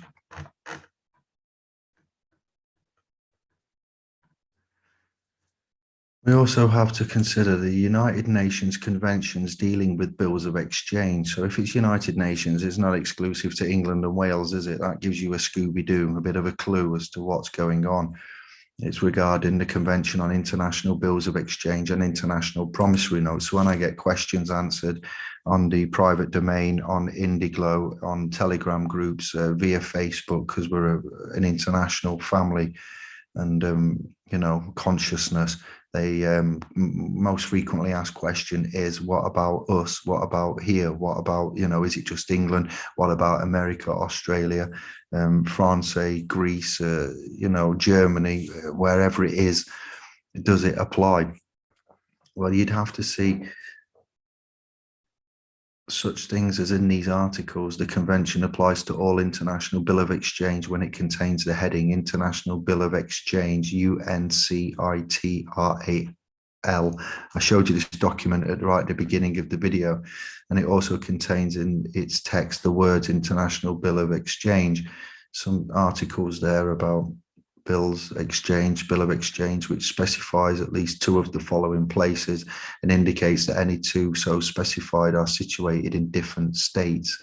The place where the bill is drawn, the place indicated next to the signature of the drawer, the place indicated next to the name of the drawee, the place indicated next to the name of the payee, the place of payment provided that either the place where the bill is drawn or the place of payment is specified on the bill, and that such a place is situated in a contracting state. An international promissory note is a promissory note which specifies at least two of the following places and indicates that any two specified are situated in different states. The place where the note is made. I say drafted, but it's actually there as made. The place indicated next to the signature of the maker. The place indicated next to the name of the payee. The place of payment provided that the place of payment is specified on the note and that such place is situated in a contracting state. Now then, people say to me, I'd like to pay a builder with the promissory note, but he didn't accept it. Well, builders, our Stephen wouldn't be accepting a promissory note now, would he? Because builders don't have the capability to go to their merchant, international head office banking facility and cash a promissory note given in a private capacity. But corporations and other such entities and organizations and establishments do. And as we're operating as nation states legally in bankruptcy and there is only promises to pay, then other corporations and articles of association, memorandum and association allow for these things to be taken as I'm pointing out to you. So privately, don't try and screw your mate over by saying, here, will you do me some work and X, Y, and Z, and then cunningly, because you deserve a punch for that, because that's not conscionable, it's dishonorable. You can't pay contractors in a private capacity and try to do this because they don't have the capacity to go to a bank and get it accepted. In a nutshell, it goes into Article 3. A bill of exchange is a written instrument which, we've got too many articles here, all right. Interpretation, Article 4. In this convention, bill means an international bill of exchange governed by this convention. Instrument means bill or note. Drawee means person on. It goes on and on. Look how many parties, and you've got articles, sections, articles. I'm going to skim through. Look how much we've got. It's massive. What was that? Chapter 3, transfer, Article 13. I'll stop periodically. Article 17, 19, 20, 21, 26. What was that? Chapter 4, rights and liabilities. Article 31, was that another chapter? No. Oh, I've got an itchy nose. Go away. No, I'm not lying. Definitely not lying. The maker, Article 39. The maker. The endorser, Article 44. Look, there's loads of it. It's not, I'm not reading this out. Chapter 5, presentment, dishonor by non-acceptance or non-payment and recourse. Title 2, promissory notes, Article 75. A promissory note contains the term promissory note inserted into the body of the instrument and expressed in the language employed in drawing up the instrument. An unconditional promise to pay a determined sum of money. A statement at the time of payment. A statement at the place where payment is to be made. The name of the person to whom or to whose order payment is to be made, a statement of the date and of the place where the promissory note is issued, the signature of the person who issues, the instrument maker. Now, just hold them thoughts. That one needs to be updated a little bit, doesn't it? That's not quite correct then, due to the certain international terms there. You've got bits of information on, but not enough. This one, though, is terrible. There's your signature. Let's see if we can. London for the Governor and Company of the Bank of England. Let me move my share bar. We've got a promise to pay bearer on demand, the sum of £20. So we skim the top. Let's have a look further down. Have we got any dates anywhere? Chief Cashier, told you. That famous old Indian chief, Chief Cashier. We've got copyright the governor and courtesy of the Bank of England 2000 and something, 6, I believe. This is the middle area. Excellent. Bit like Mr. Burns, but not a. We get to the bottom end. There's no dates there, is there? It clearly is a promissory note. It does their own instrumentation, live and direct. The channel that just keeps pointing things out and giving. Originate, do not imitate. It's not, doesn't, and you'd say, well, where's the reverse of the £20 note? Maybe it's on there. I do believe I've looked and it isn't. I need to put the reverse of the £20 note in there to show you. If you have got a £20 note right now and you're live on this chat, can you give your builder a promissory note? He gives you rubble. Yes, Jonesy. Can you please, for the benefit of the audience there and myself, confirm that there is no such conformality within that reverse side to the section that I've just read out? Where were we? That's just, sorry for your eyes, turn away.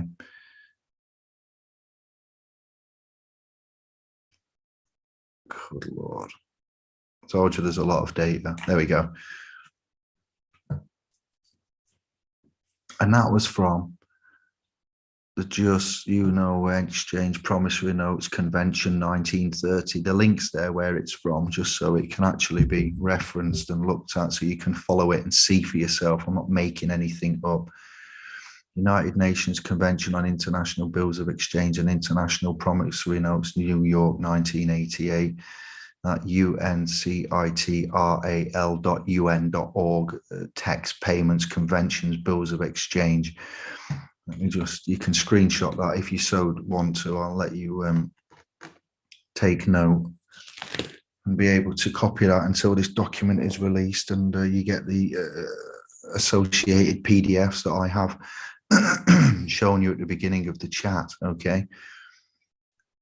And the next links. Don't need to be here too long. You have got the pause function and you can copy that, can't you? If you can read it, screen share it onto your big TV and get those. All right, reference documents, articles, United Nations, etc.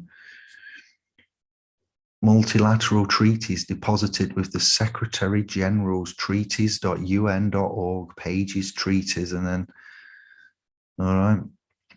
Do you not know who Richard Werner is? ProfessorWerner.org. He's properly thanking for his work. Richard Andreas Werner. That's his Sunday calling. He's a German banking and development economist who is a university professor at De Montfort University. He has proposed the quantity theory of credit, or credit. I've turned into a wascally wabbit. The quantity theory of credit, or quantity theory of disaggregated credit, which disaggregates credit creation used for the real economy on the one hand and the financial transactions on the other hand. So we've promoted him, we've covered him for some years, ever since I seen him. Why? Let me mute a minute. Ever since I seen him on Renegading RT News, I could not Adam and Eve it. My mince pies were bulging out my head and I couldn't wait to shout it and tell you about him. Next, we're going on to notice, and there's a YouTube video link there for the RT Renegade Inc. Just search Professor Richard Warner, Professor Richard Warner, Richard Andreas Warner, or go to professorwerner.org. You will find videos. If you click videos, and you will easily find the video I have downloaded and saved. Incredible chat with, we'll look at it in a minute just so I can show you, but we won't play it. Next, I have a document from my archives that I don't know who gave me this and where it came from, but I'm glad I have it. Notice of inadequate performance. Sounds like something the wife might say to you on a Saturday night after too much beer. Come on, we've got to have a laugh, boys, haven't we? We've got to have a little bit of a joke here. Sounds like something. I'm sorry. I'm going to have to give you, David, a notice of inadequate performance. See me after. Red pen. More work needed.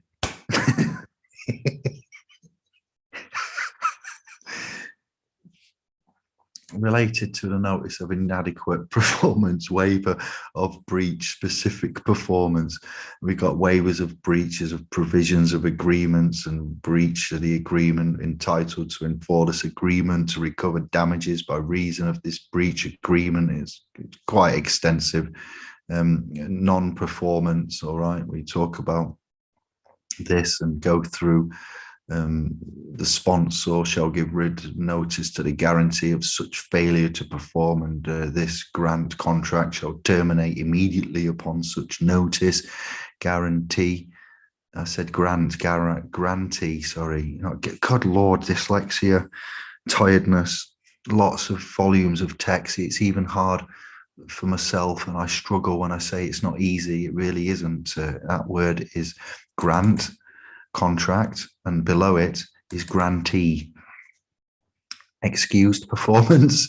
That sounds like something that the wife will never, maybe once in a blue moon, definitely not on your day of wedlock, we'll say. And such things as, on this occasion I shall excuse your poor performance. Just let me have a laugh with it. So we've got here, events excusing performances, reviewing contract performance. As such, they're labeled in commerce as contracts, but they actually are agreements to be presented to you. Good faith performance, substantial performance. Good faith could make so many jokes. Excuse from performance of obligations, specific performance. I need a space. And again, specific performance. And that was the reference there from where I've got that information to do with this notice to one is notice to all. It's very old. It's slightly different to what we do now, but all are to use what they think is best. Notice to agent is notice to principal. Notice to principal is notice to agent. Notice of adequate assurance of due performance, proceeding with unlimited commercial liability, all rights retained and reserved. It is non-negotiable. Should then say, do not securitize this instrument given the nature of this chat. And sometimes I have been known to put that. Just saying. Respondents. It's a little bit out of format. You will see it's not correctly formatted. As I've said, it's a raw 300 words and 67 pages. It needs finishing. It's got the parties there. It's reference a credit card account. It has come to the attention of the borrower after much research that there is reason to believe that the lender is not the holder in due course of the borrower's promissory note and or may have breached the agreement concerning the above referenced alleged loan or loan of credit. You need to look at the words Bailey and Baylor with regards to credit cards as well. Important to note there. This debt is therefore disputed. Before payment is tendered, are required to know the details of what the entire agreement is, and if you performed according to that agreement. See, I told you, they're not contracts. Strictly speaking, we know them and call them as agreements. Since the borrower paid money in the form of a promissory note agreement to the lender to perform according to the credit agreement, the borrower is now hereby requesting adequate assurance of due performance that the lender has. We got borrower. We also use debtor and creditor. Told you it's an old document. It's got to be at least 5 years old, and I've not laid eye upon it for at least 4 to 5 years. So it, again, needs tweaking, and perhaps the terminology needs adapting to how we now see things, or perhaps it's as good as it is. Performed according to the loan agreement, and that the original lender used their own money to purchase the borrower's promissory note as the money or like money to fund the credit card transaction or similar instruments that the lender then lent to the borrower, and that the lender has followed the GAAP, generally accepted accounting principles and generally accepted auditing standards concerning this account. The borrower is hereby demanding that the respondents controvert the statements and claims made herein by the declarant by executing and delivering a verified response point by point in affidavit form, sworn and signed by the respondents with evidence in support. The respondents may agree and admit to all statements and claims and agree to the demands made by the declarant through tacit procuration. You've heard me mention that quite a few times across the years. In other words, by simply remaining silent. We still got tacit acquiescence, and also I use tacit procuration or procuration. This is the borrower's good faith attempt to settle this matter and clear up any confusion about the terms of the agreement prior to commencing an administrative process in these matters. 1. When a credit card holder signs a purchase receipt, that the receipt is used as a bank asset to give value to a check or similar instrument or credit to a bank account, resulting in a new bank asset and new bank liability. Answer.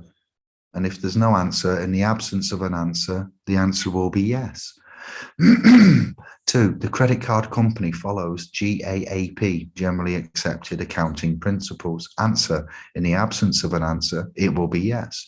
3. Full disclosure was not given regarding the credit card holder's funding for the credit card loan as per bookkeeping entries.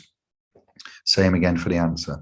4. The credit card company accepts something of value from the credit card holder that is recorded as an asset on the books of a financial institution, resulting in a new liability on the books of a financial institution. Answer, same as before. The credit card company did not lend the credit card holder the credit card company's money. Answer, in the absence of an answer, correct. The credit card company did not lend the credit card company's money.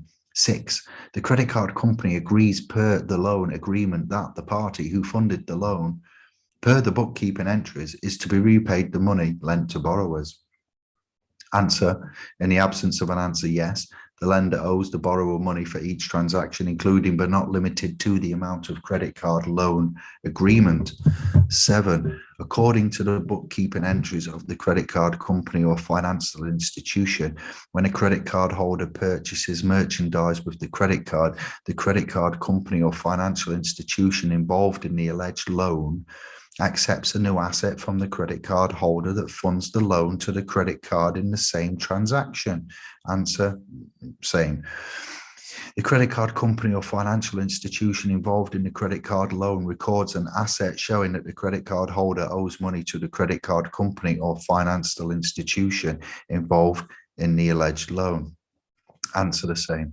The credit card company did not follow the Reserve Bank's policies and procedures in the credit card transactions. 10. According to the bookkeeping entries, the credit card holder funds the loan to the same credit card holder. 11. According to the bookkeeping entries of the credit card company, the credit card holder is the lender to the credit card company. 12. According to the bookkeeping entries of the credit card company or financial institution involved in the alleged loan, new money or credit is created when the credit card holder uses the credit to make a purchase. Answer, same. 13.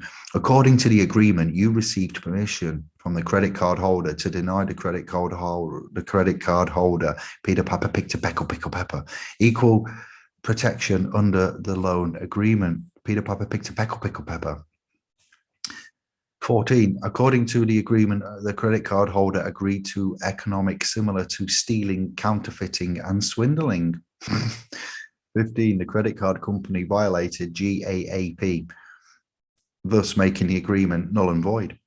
16. The credit card company converted the credit card agreement and/or credit card purchase receipts by using the agreement and/or credit card purchase receipts as value to give value to a check or similar instrument, as proven by the bookkeeping entries, thus proving that the credit card holder funded the credit card purchases and proving that the credit card company used false statements that the credit card company's money funded the credit card purchases.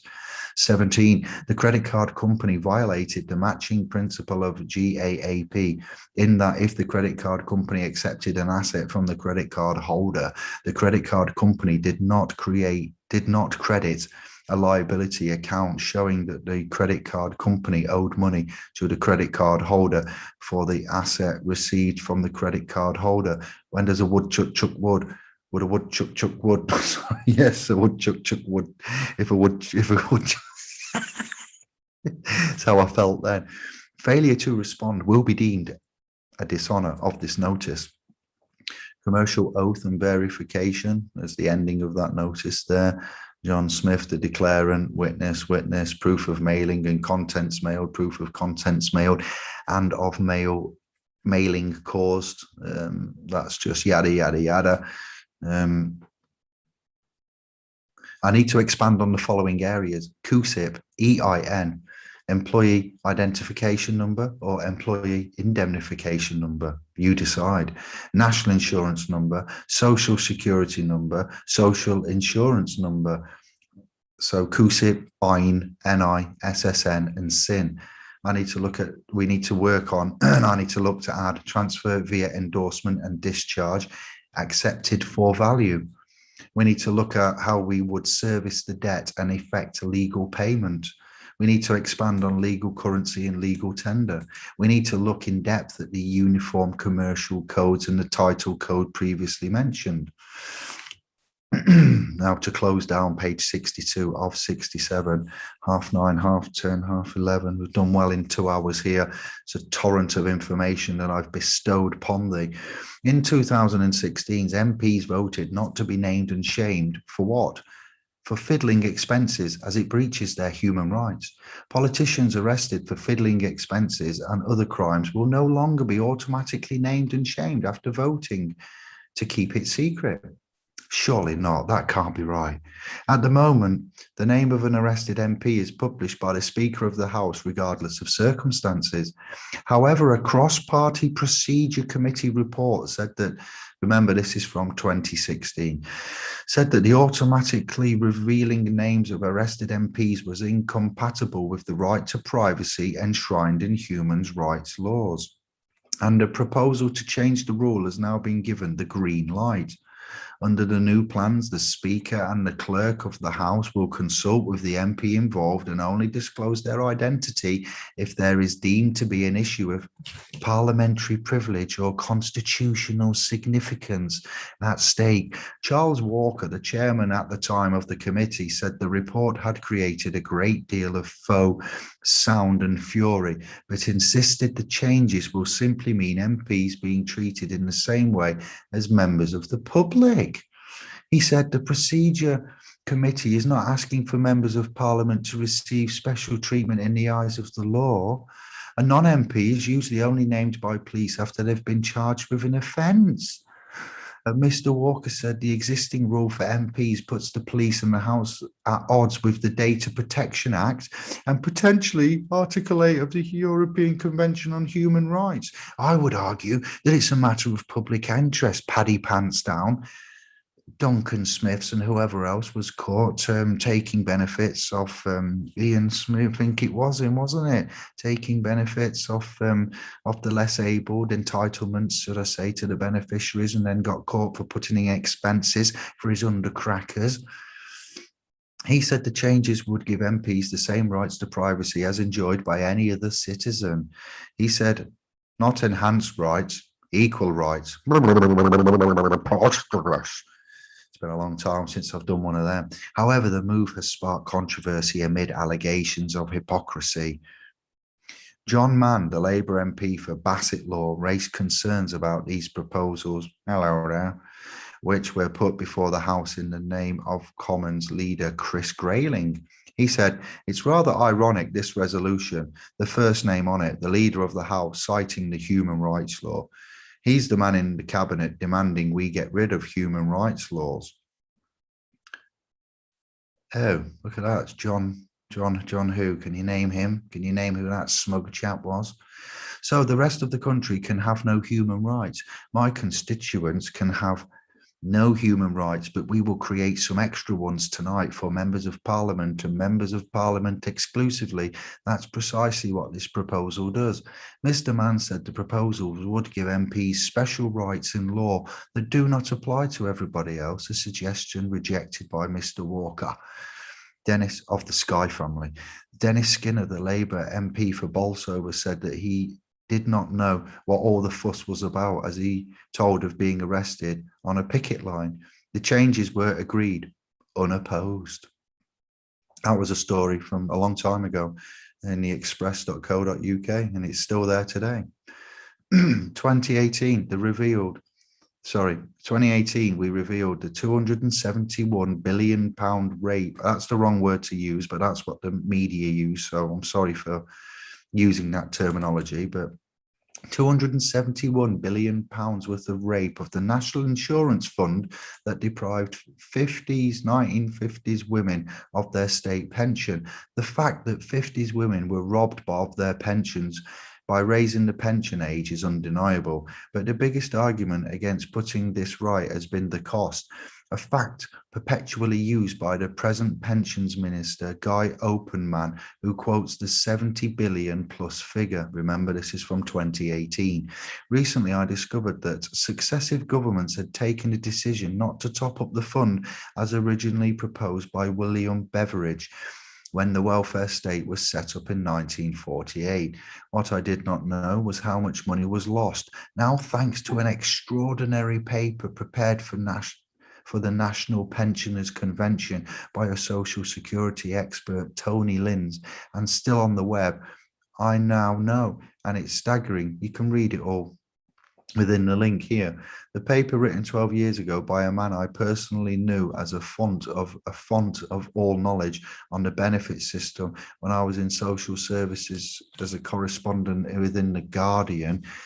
He sadly died at age 85 in a car accident in 2014. There is an appreciation of him in The Guardian here. His calculation from beyond the grave is that for every year that the government decided not to contribute to the fund, it was deprived of 11.3 billion. As he says, restoring the supplement at its pre-1981 level would bring an extra 11.3 billion a year into the fund, enough to meet the gross cost of £109 a week basic pension. We all know that virtually no money was paid into the fund by the Treasury for around 24 years, from 1990 to 2014. So there's a summary. Why this happened is because politicians of all three major parties took a decision not to do this. They took the decision knowing that their parliamentary and ministerial pension pot would mean they would be some of the wealthiest pensioners in the land when they came to retire, and the taxpayer would foot their bills. They decided the pain should fall on the electorate instead. In 1995, they knew all the arguments about people living longer and that money paid out in state pensions would go up. They could have changed the rules and informed the government actuary department that they would deliberately build up a surplus in the fund so it could pay out as people lived longer without changing the pension age. Instead, they chose the cheapest route, raise the pension age so they won't have to subsidise the fund, but try to keep mum so the women wouldn't realise what they were doing. The villains are the late Lady Thatcher, John Moore, Kenneth Clarke, Sir John Major, Tony Blair, Gordon Brown, Steve Webb, and Guy Operman. There are many others who stood by and did nothing. That is why 50s women have been left in the situation today. And that was from David Henke.com. Revealed the £271 billion rape of the National Insurance Fund that deprived. So that's, a stark ending. A human rights activist, Peter Tatchell, says the government should close tax loopholes to pay for the deficit and tax rises that I mentioned at the beginning, that the executives of the UK government, Boris and Rishi and Master Rishi, have said that we've got to now pay to close the deficit. So human rights activist Peter Tatchell says the government should close tax loopholes to pay for the pandemic. What do we mean by that? Well, corporations that dodge taxes essentially scandals, corporations that do business deals with the Inland Revenue Service and get their own personalised, tailor-made tax rates to pay, preferential treatment. He told Talk Radio's Ian Collins closing loopholes would probably bring in an extra £30 billion a year to the exchequer, and then a financial transactions tax could raise somewhere between 50 billion and 100 billion pounds every single year. Now then, Greg and I was talking about this earlier, and then Brother Kevin mentioned something. So between myself, Greg, G-Star and Kevin, this was found. Rishi Sunak will set out the government's tax and spending plans. Economist Grace Blakely says the UK's tax system is not fit for purpose. She told Talk Radio's Ian Collins, we need to look at the ways in which government policy has increased the wealth of those at the very top of the income spectrum over the course of the pandemic. Rishi Sunak will set out the government's tax and spending plans. That was a story that was referenced and linked there. What do you reckon about that? What do you reckon about that? Yes, why not? Why should the have-nots and the commoners and the working class foot the bill and go into misery, pestilence, heartache, sorrow? You should be nurtured, not tortured. Nurturing, not torturing. 788 to 790 Finchley Road. Biggest money laundering scam UK has ever seen. Blair, Cameron, Brown, Google, Gordon Brown, John Patterson, 788 to 790 Finchley Road, billions stolen from the Treasury, from the mans of this landmass, from our bloods. Mainstream media, police, MPs all seemingly know but refuse to touch it. Ever heard of that? Do some research. Have a look. The end. Fin. End of presentation. And that was just a little introduction. That was just a step in the pond. That was just a little tootsie into the water. We'll save that. We'll close that down. And we'll go back to screen sharing and just from the top again, because all of you lots like jelly tots. I'm going to check.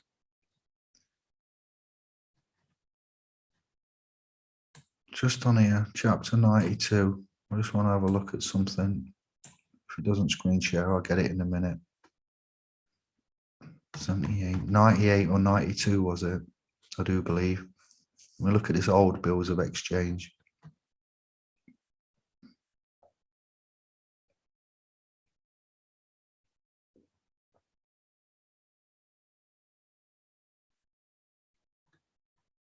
'93, '92.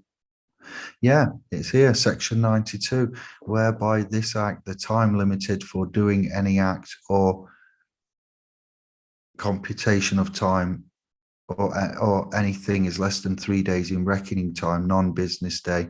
There's a side note there, computation of time are excluded non-business days for the purposes of this act. So it's more or less the same.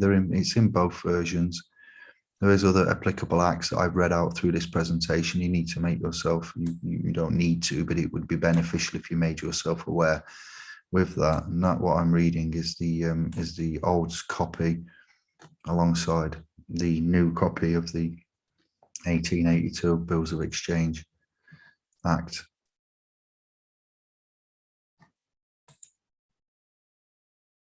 Yeah, it's both in there. I haven't got time to read out the civil procedural rules now regarding certain references, but they will be given to you in the near future. The Chancery Division, I didn't look at Edward versus Walters, did we? Promissory note on demand at maturity, delivery, renunciation. By subsection 62, subsection 1 and 89 of the Bills of Exchange Act, when the holder of a promissory note at or after its maturity absolutely and unconditionally renounces his rights against the maker, the bill is discharged, but the renunciation must be in writing unless the note is delivered to the maker, held affirming the decision of Kiewicz J that that a parole renunciation by the holder of all rights under a promissory note accompanied by a delivery of the note to a devisee of the maker the real estate in whose hands was liable to the payment of the debt and who had sometime paid interest on it, did not operate as a discharge. For that, although the word maker would probably be held to include the executors or administrators of the maker, it did not include his devisees. So that's August the 1st, 1865. The Reverend Abraham Edwards lent his brother-in-law Walter Walters. It actually is Walter Walters. 2001. What? Lent his brother-in-law 2001 on the security of a promissory note of that day. I, Walter Walters, promised to pay the Reverend A. Edwards on demand the sum of 201 or 2001 with interest for the same at the rate of 4% per annum. No other security was given for the loan.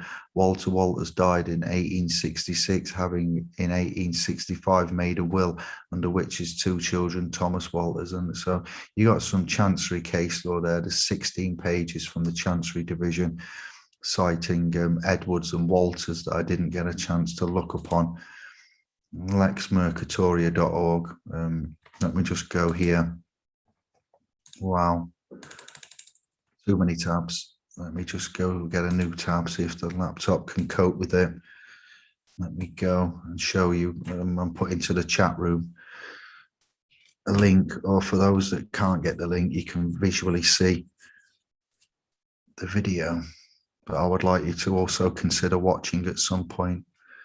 That was an excellent chat yesterday on Alpha Vedic, 1,000 views so far in 24 hours. Hopefully that's being greatly received. I think it was Mike Winner and Barry Lando. If I've got that right, I don't know them from Adam, and I only met them for the first time yesterday. It seemed to go down well. As I was very tired, I did my best. Let's go in here. Let me go into the studio. Back to the studio a minute. I think the warehouse has given me a froggy throat with all that black dust. Let's type Lex. Here we go, here we go, here we go. This one. Let me get the link for you. I'd like you to consider watching this beauty. A lot of information there. Lex Mercatoria contract maxims, common law, gangmasters. The title is compressed because I couldn't fit it all in the limited space that I had. So that will go into the chat here. Good Lord, you've been busy. You know, I've been busy, little initiates. Edwards, I got to, didn't I? So let me just get back. You got your 1882 bills of exchange. We've looked at that extensively. I've covered that. Move me there. United Nations Convention on the international bills of exchange and international promissory notes. All right, just for a quick recap, if you join later, you will need to rewind. Let me put me down here. How many pages is that? 41 pages.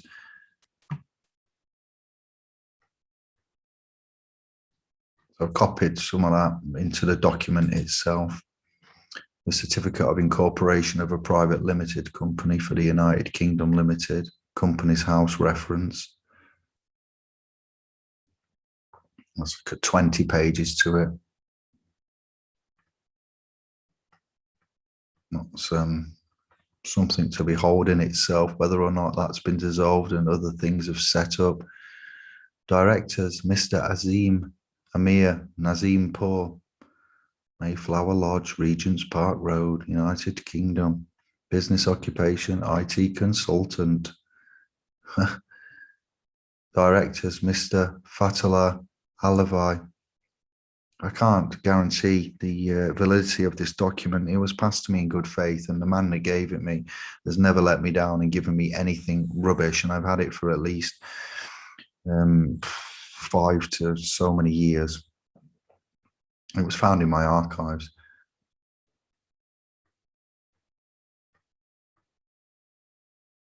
The company's house having United Kingdom Corporation Limited, you know. It's just to be considered. No claims are being made, but that will be uploaded accordingly with the rest of the documents. The convention providing a uniform law for bills of exchange and promissory notes. That's your League of Nations with your reference from lexmercatoria.org. I'll let you screenshot some of this and I'll keep it so you can see. That's not much really to look at. Articles, general provisions. There was something there: recourse, non-acceptance, maturity, acceptance, endorsement. So that ties in with your Lex Mercatorium, where I found and first came across that word, Unidroit, Liber Code, and Lex Mercatoria. That was with Brother Roger Taylor when we had our first SPL's group and chat.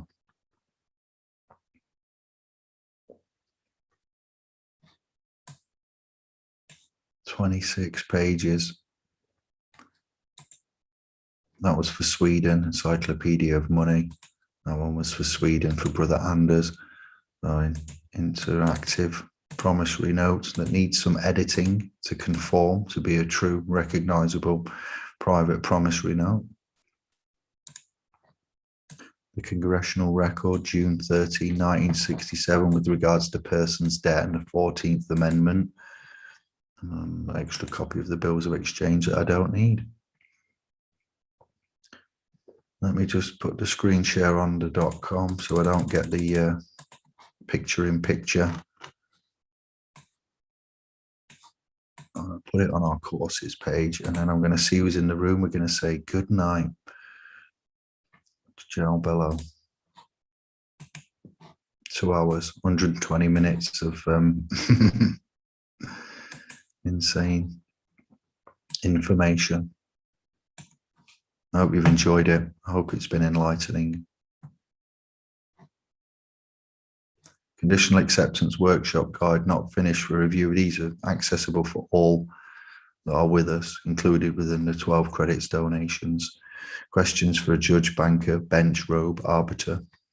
Signing without assuming public liability and affording autographs. All unalienable rights retained. NHS England, GDPR, non-consent, data sharing, selling a notice of instruction.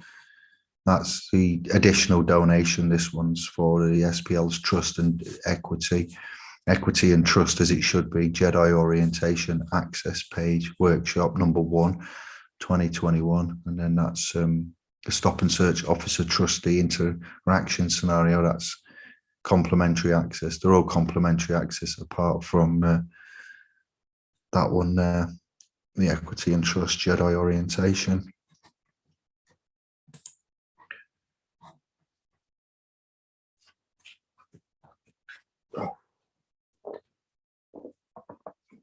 I put a nice new video on me and Greg have put a video on there, a nice new one featuring George Carling, video on the right. No thumbnails. Right, tube, and then good night. Enjoy your Friday.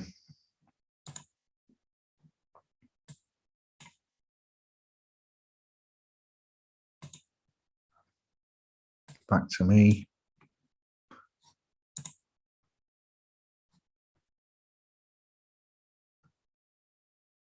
Class is messing around, tell them to behave. Oi, what you talking about? Hello. What's going on? Look up 1938 Cancer Act, straw man. 33 minutes, 33 views. What are the odds? And the date you put in totals to 3. What? Woody, how you been? Aaron, oh, bless up. Let's make you a mod now.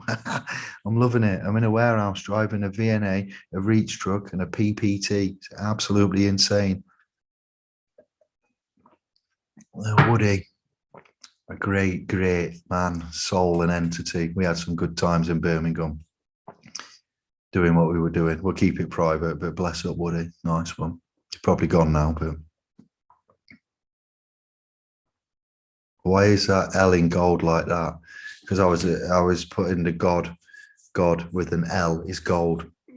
That is an illusion, yes. But the Webster report, when Matt Hancock, easy Paul, was fiddling his secretary in the morning that broke in the media, the Bank of England published a statement that they had increased austerity by 25%. That's the COVID hole.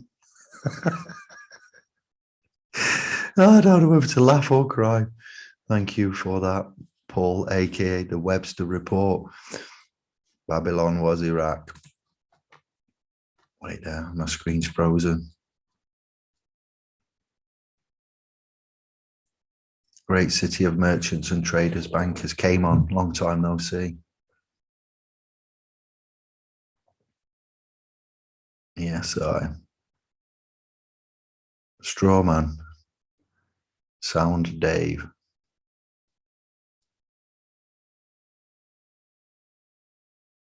Thanks for the links, Bert.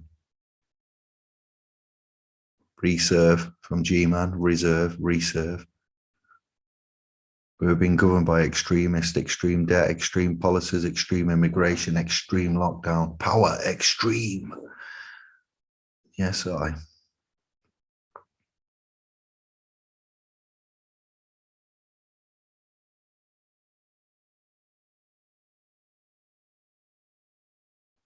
I'm scanning the chat now.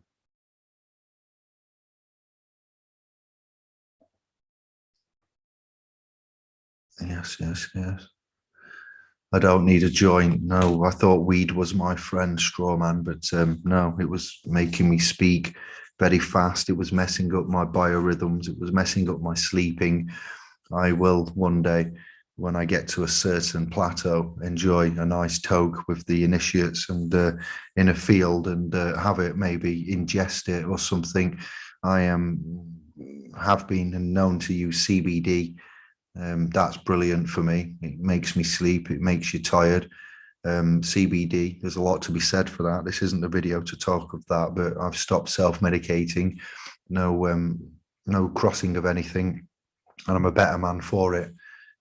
From the ages, I don't know, across the ages from 17-ish up to late 30s and a bit in the 40s, on and off. I've thought it was my friend, but I'm not missing it in any way. I'm sleeping better, a better appetite. You've seen the change in me.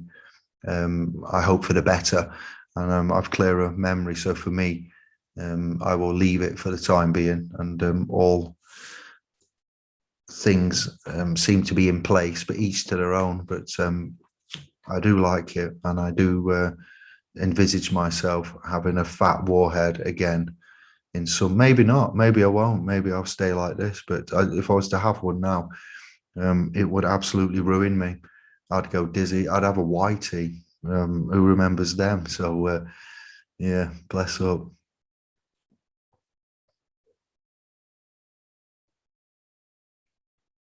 Now on the Magna Carta, aka common law. We've done a video on Magna Carta. Look at the video regarding my birthday with Kevin, my birthday video, and have a look at that. We've rinsed that and put that to bed.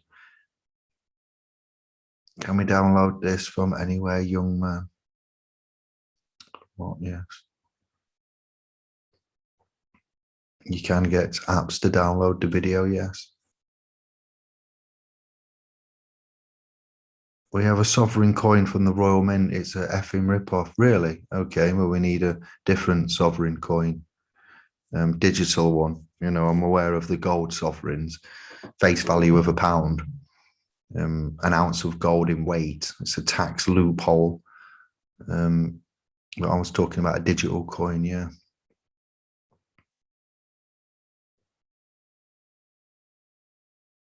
Tailsin, new scribe, hello there.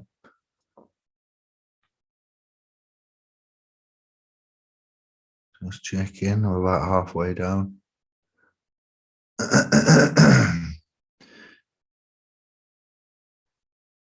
Red Eye Jedi. Thank you for your support, Sister Lisa.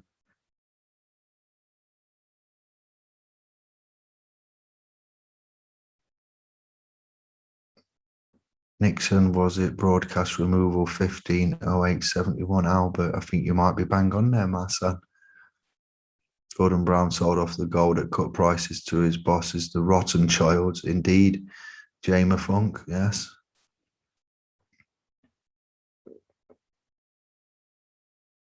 He saved the World Bank, lazy boy researcher says. Bar gold, the way I remember that, you are quite right.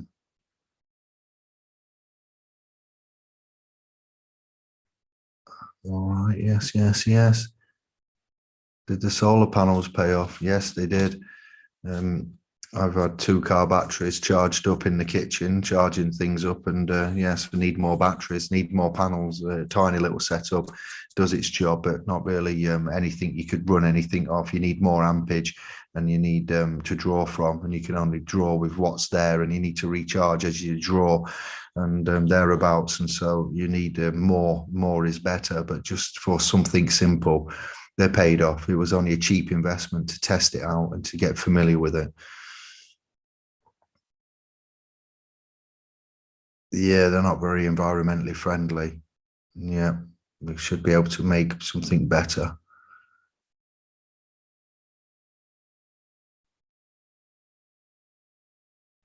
You know, everything's harmful. Everything's not just solar panels, all the commercial products that we see, and the waste and the plastic, the everything that you have in your house coming in food-wise is in plastic. The emissions, carbons, coal factories. We sit here and to go through it all. It's not just solar panels. All of the videotapes that have been printed, the tapes, the CDs, the VHS, the Betamaxes, the cars, the tires, the cling wrap from pallets. Everything is just been this.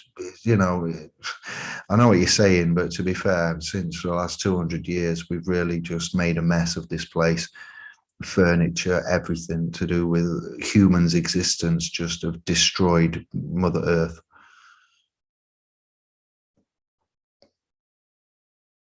Lazy boy, Scott's law, ad factum, predantum, an obligation for the performance or fulfillment of a specific act. It does not apply to the payment of money. £1,100 is not. Yeah, brilliant. Thank you.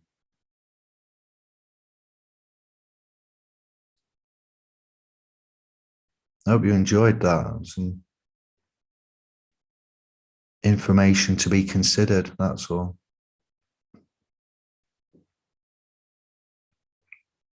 We're going to do more. It's going to be expanded upon. Terminology, language, principles.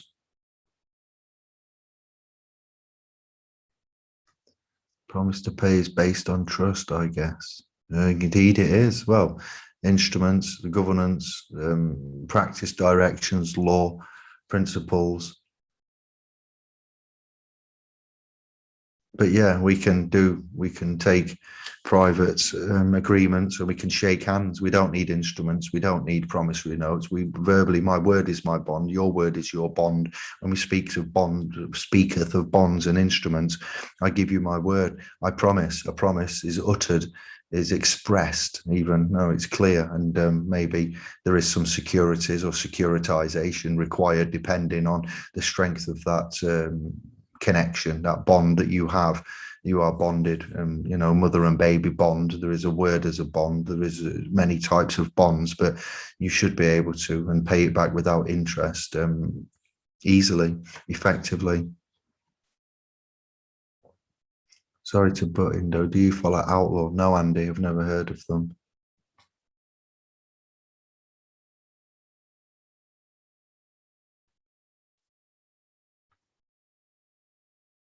Give a builder a prom note. Yeah, I got to remember. I got that. Jones's comment.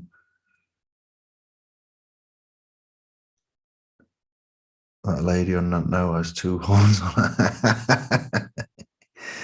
One side for cashier. Epileptic fit, sorry with that, yeah. I did say turn away.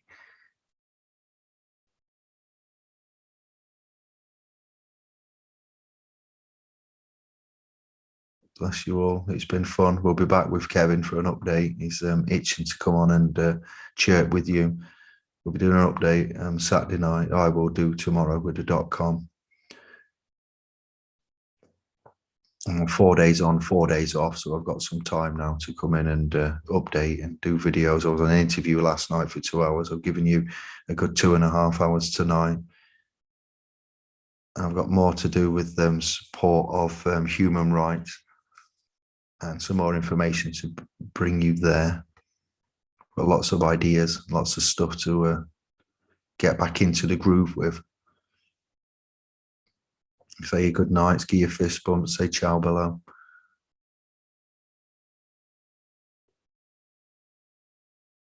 That was a brilliant interview with Dr. Barry Lando. You were on top form, excellent info in it too. Thank you. I was really bedraggled after the 12 hours, 4th day, 48 hours in 4 days. And then I had the interview on the end of the day for Tilly. And it was a struggle, but by the end of it, they was both brilliant and open and receptive and logical and all the things that you would require from I didn't get to chat to them or have a pre-show warm-up or anything. I just went, pressed a button and got onto the panel, and we were straight live on Tube, as you saw. And I had to try to be concise and calm. And by the end of it, I was getting quite giddy and excited, and I felt at home and I felt respected. And they said, would I go back for a second or a third chat with them? So before the end of the first chat, let's share that, because that's interesting. If you haven't seen that and you're interested and you don't know what we're on about, I think on the community pages for Indie, you will see the link there. But if you just give me a second, let me close down some pages. I have no bandwidth. I had too many tabs. Never had so many tabs open. There we go.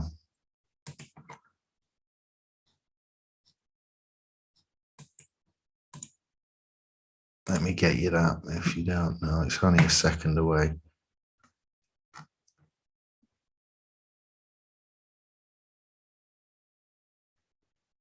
The internet is very slow. I'm in. It's on its way. I have the link for you. If you've got nothing to do on this Friday night, or you're interested and curious as to what go on.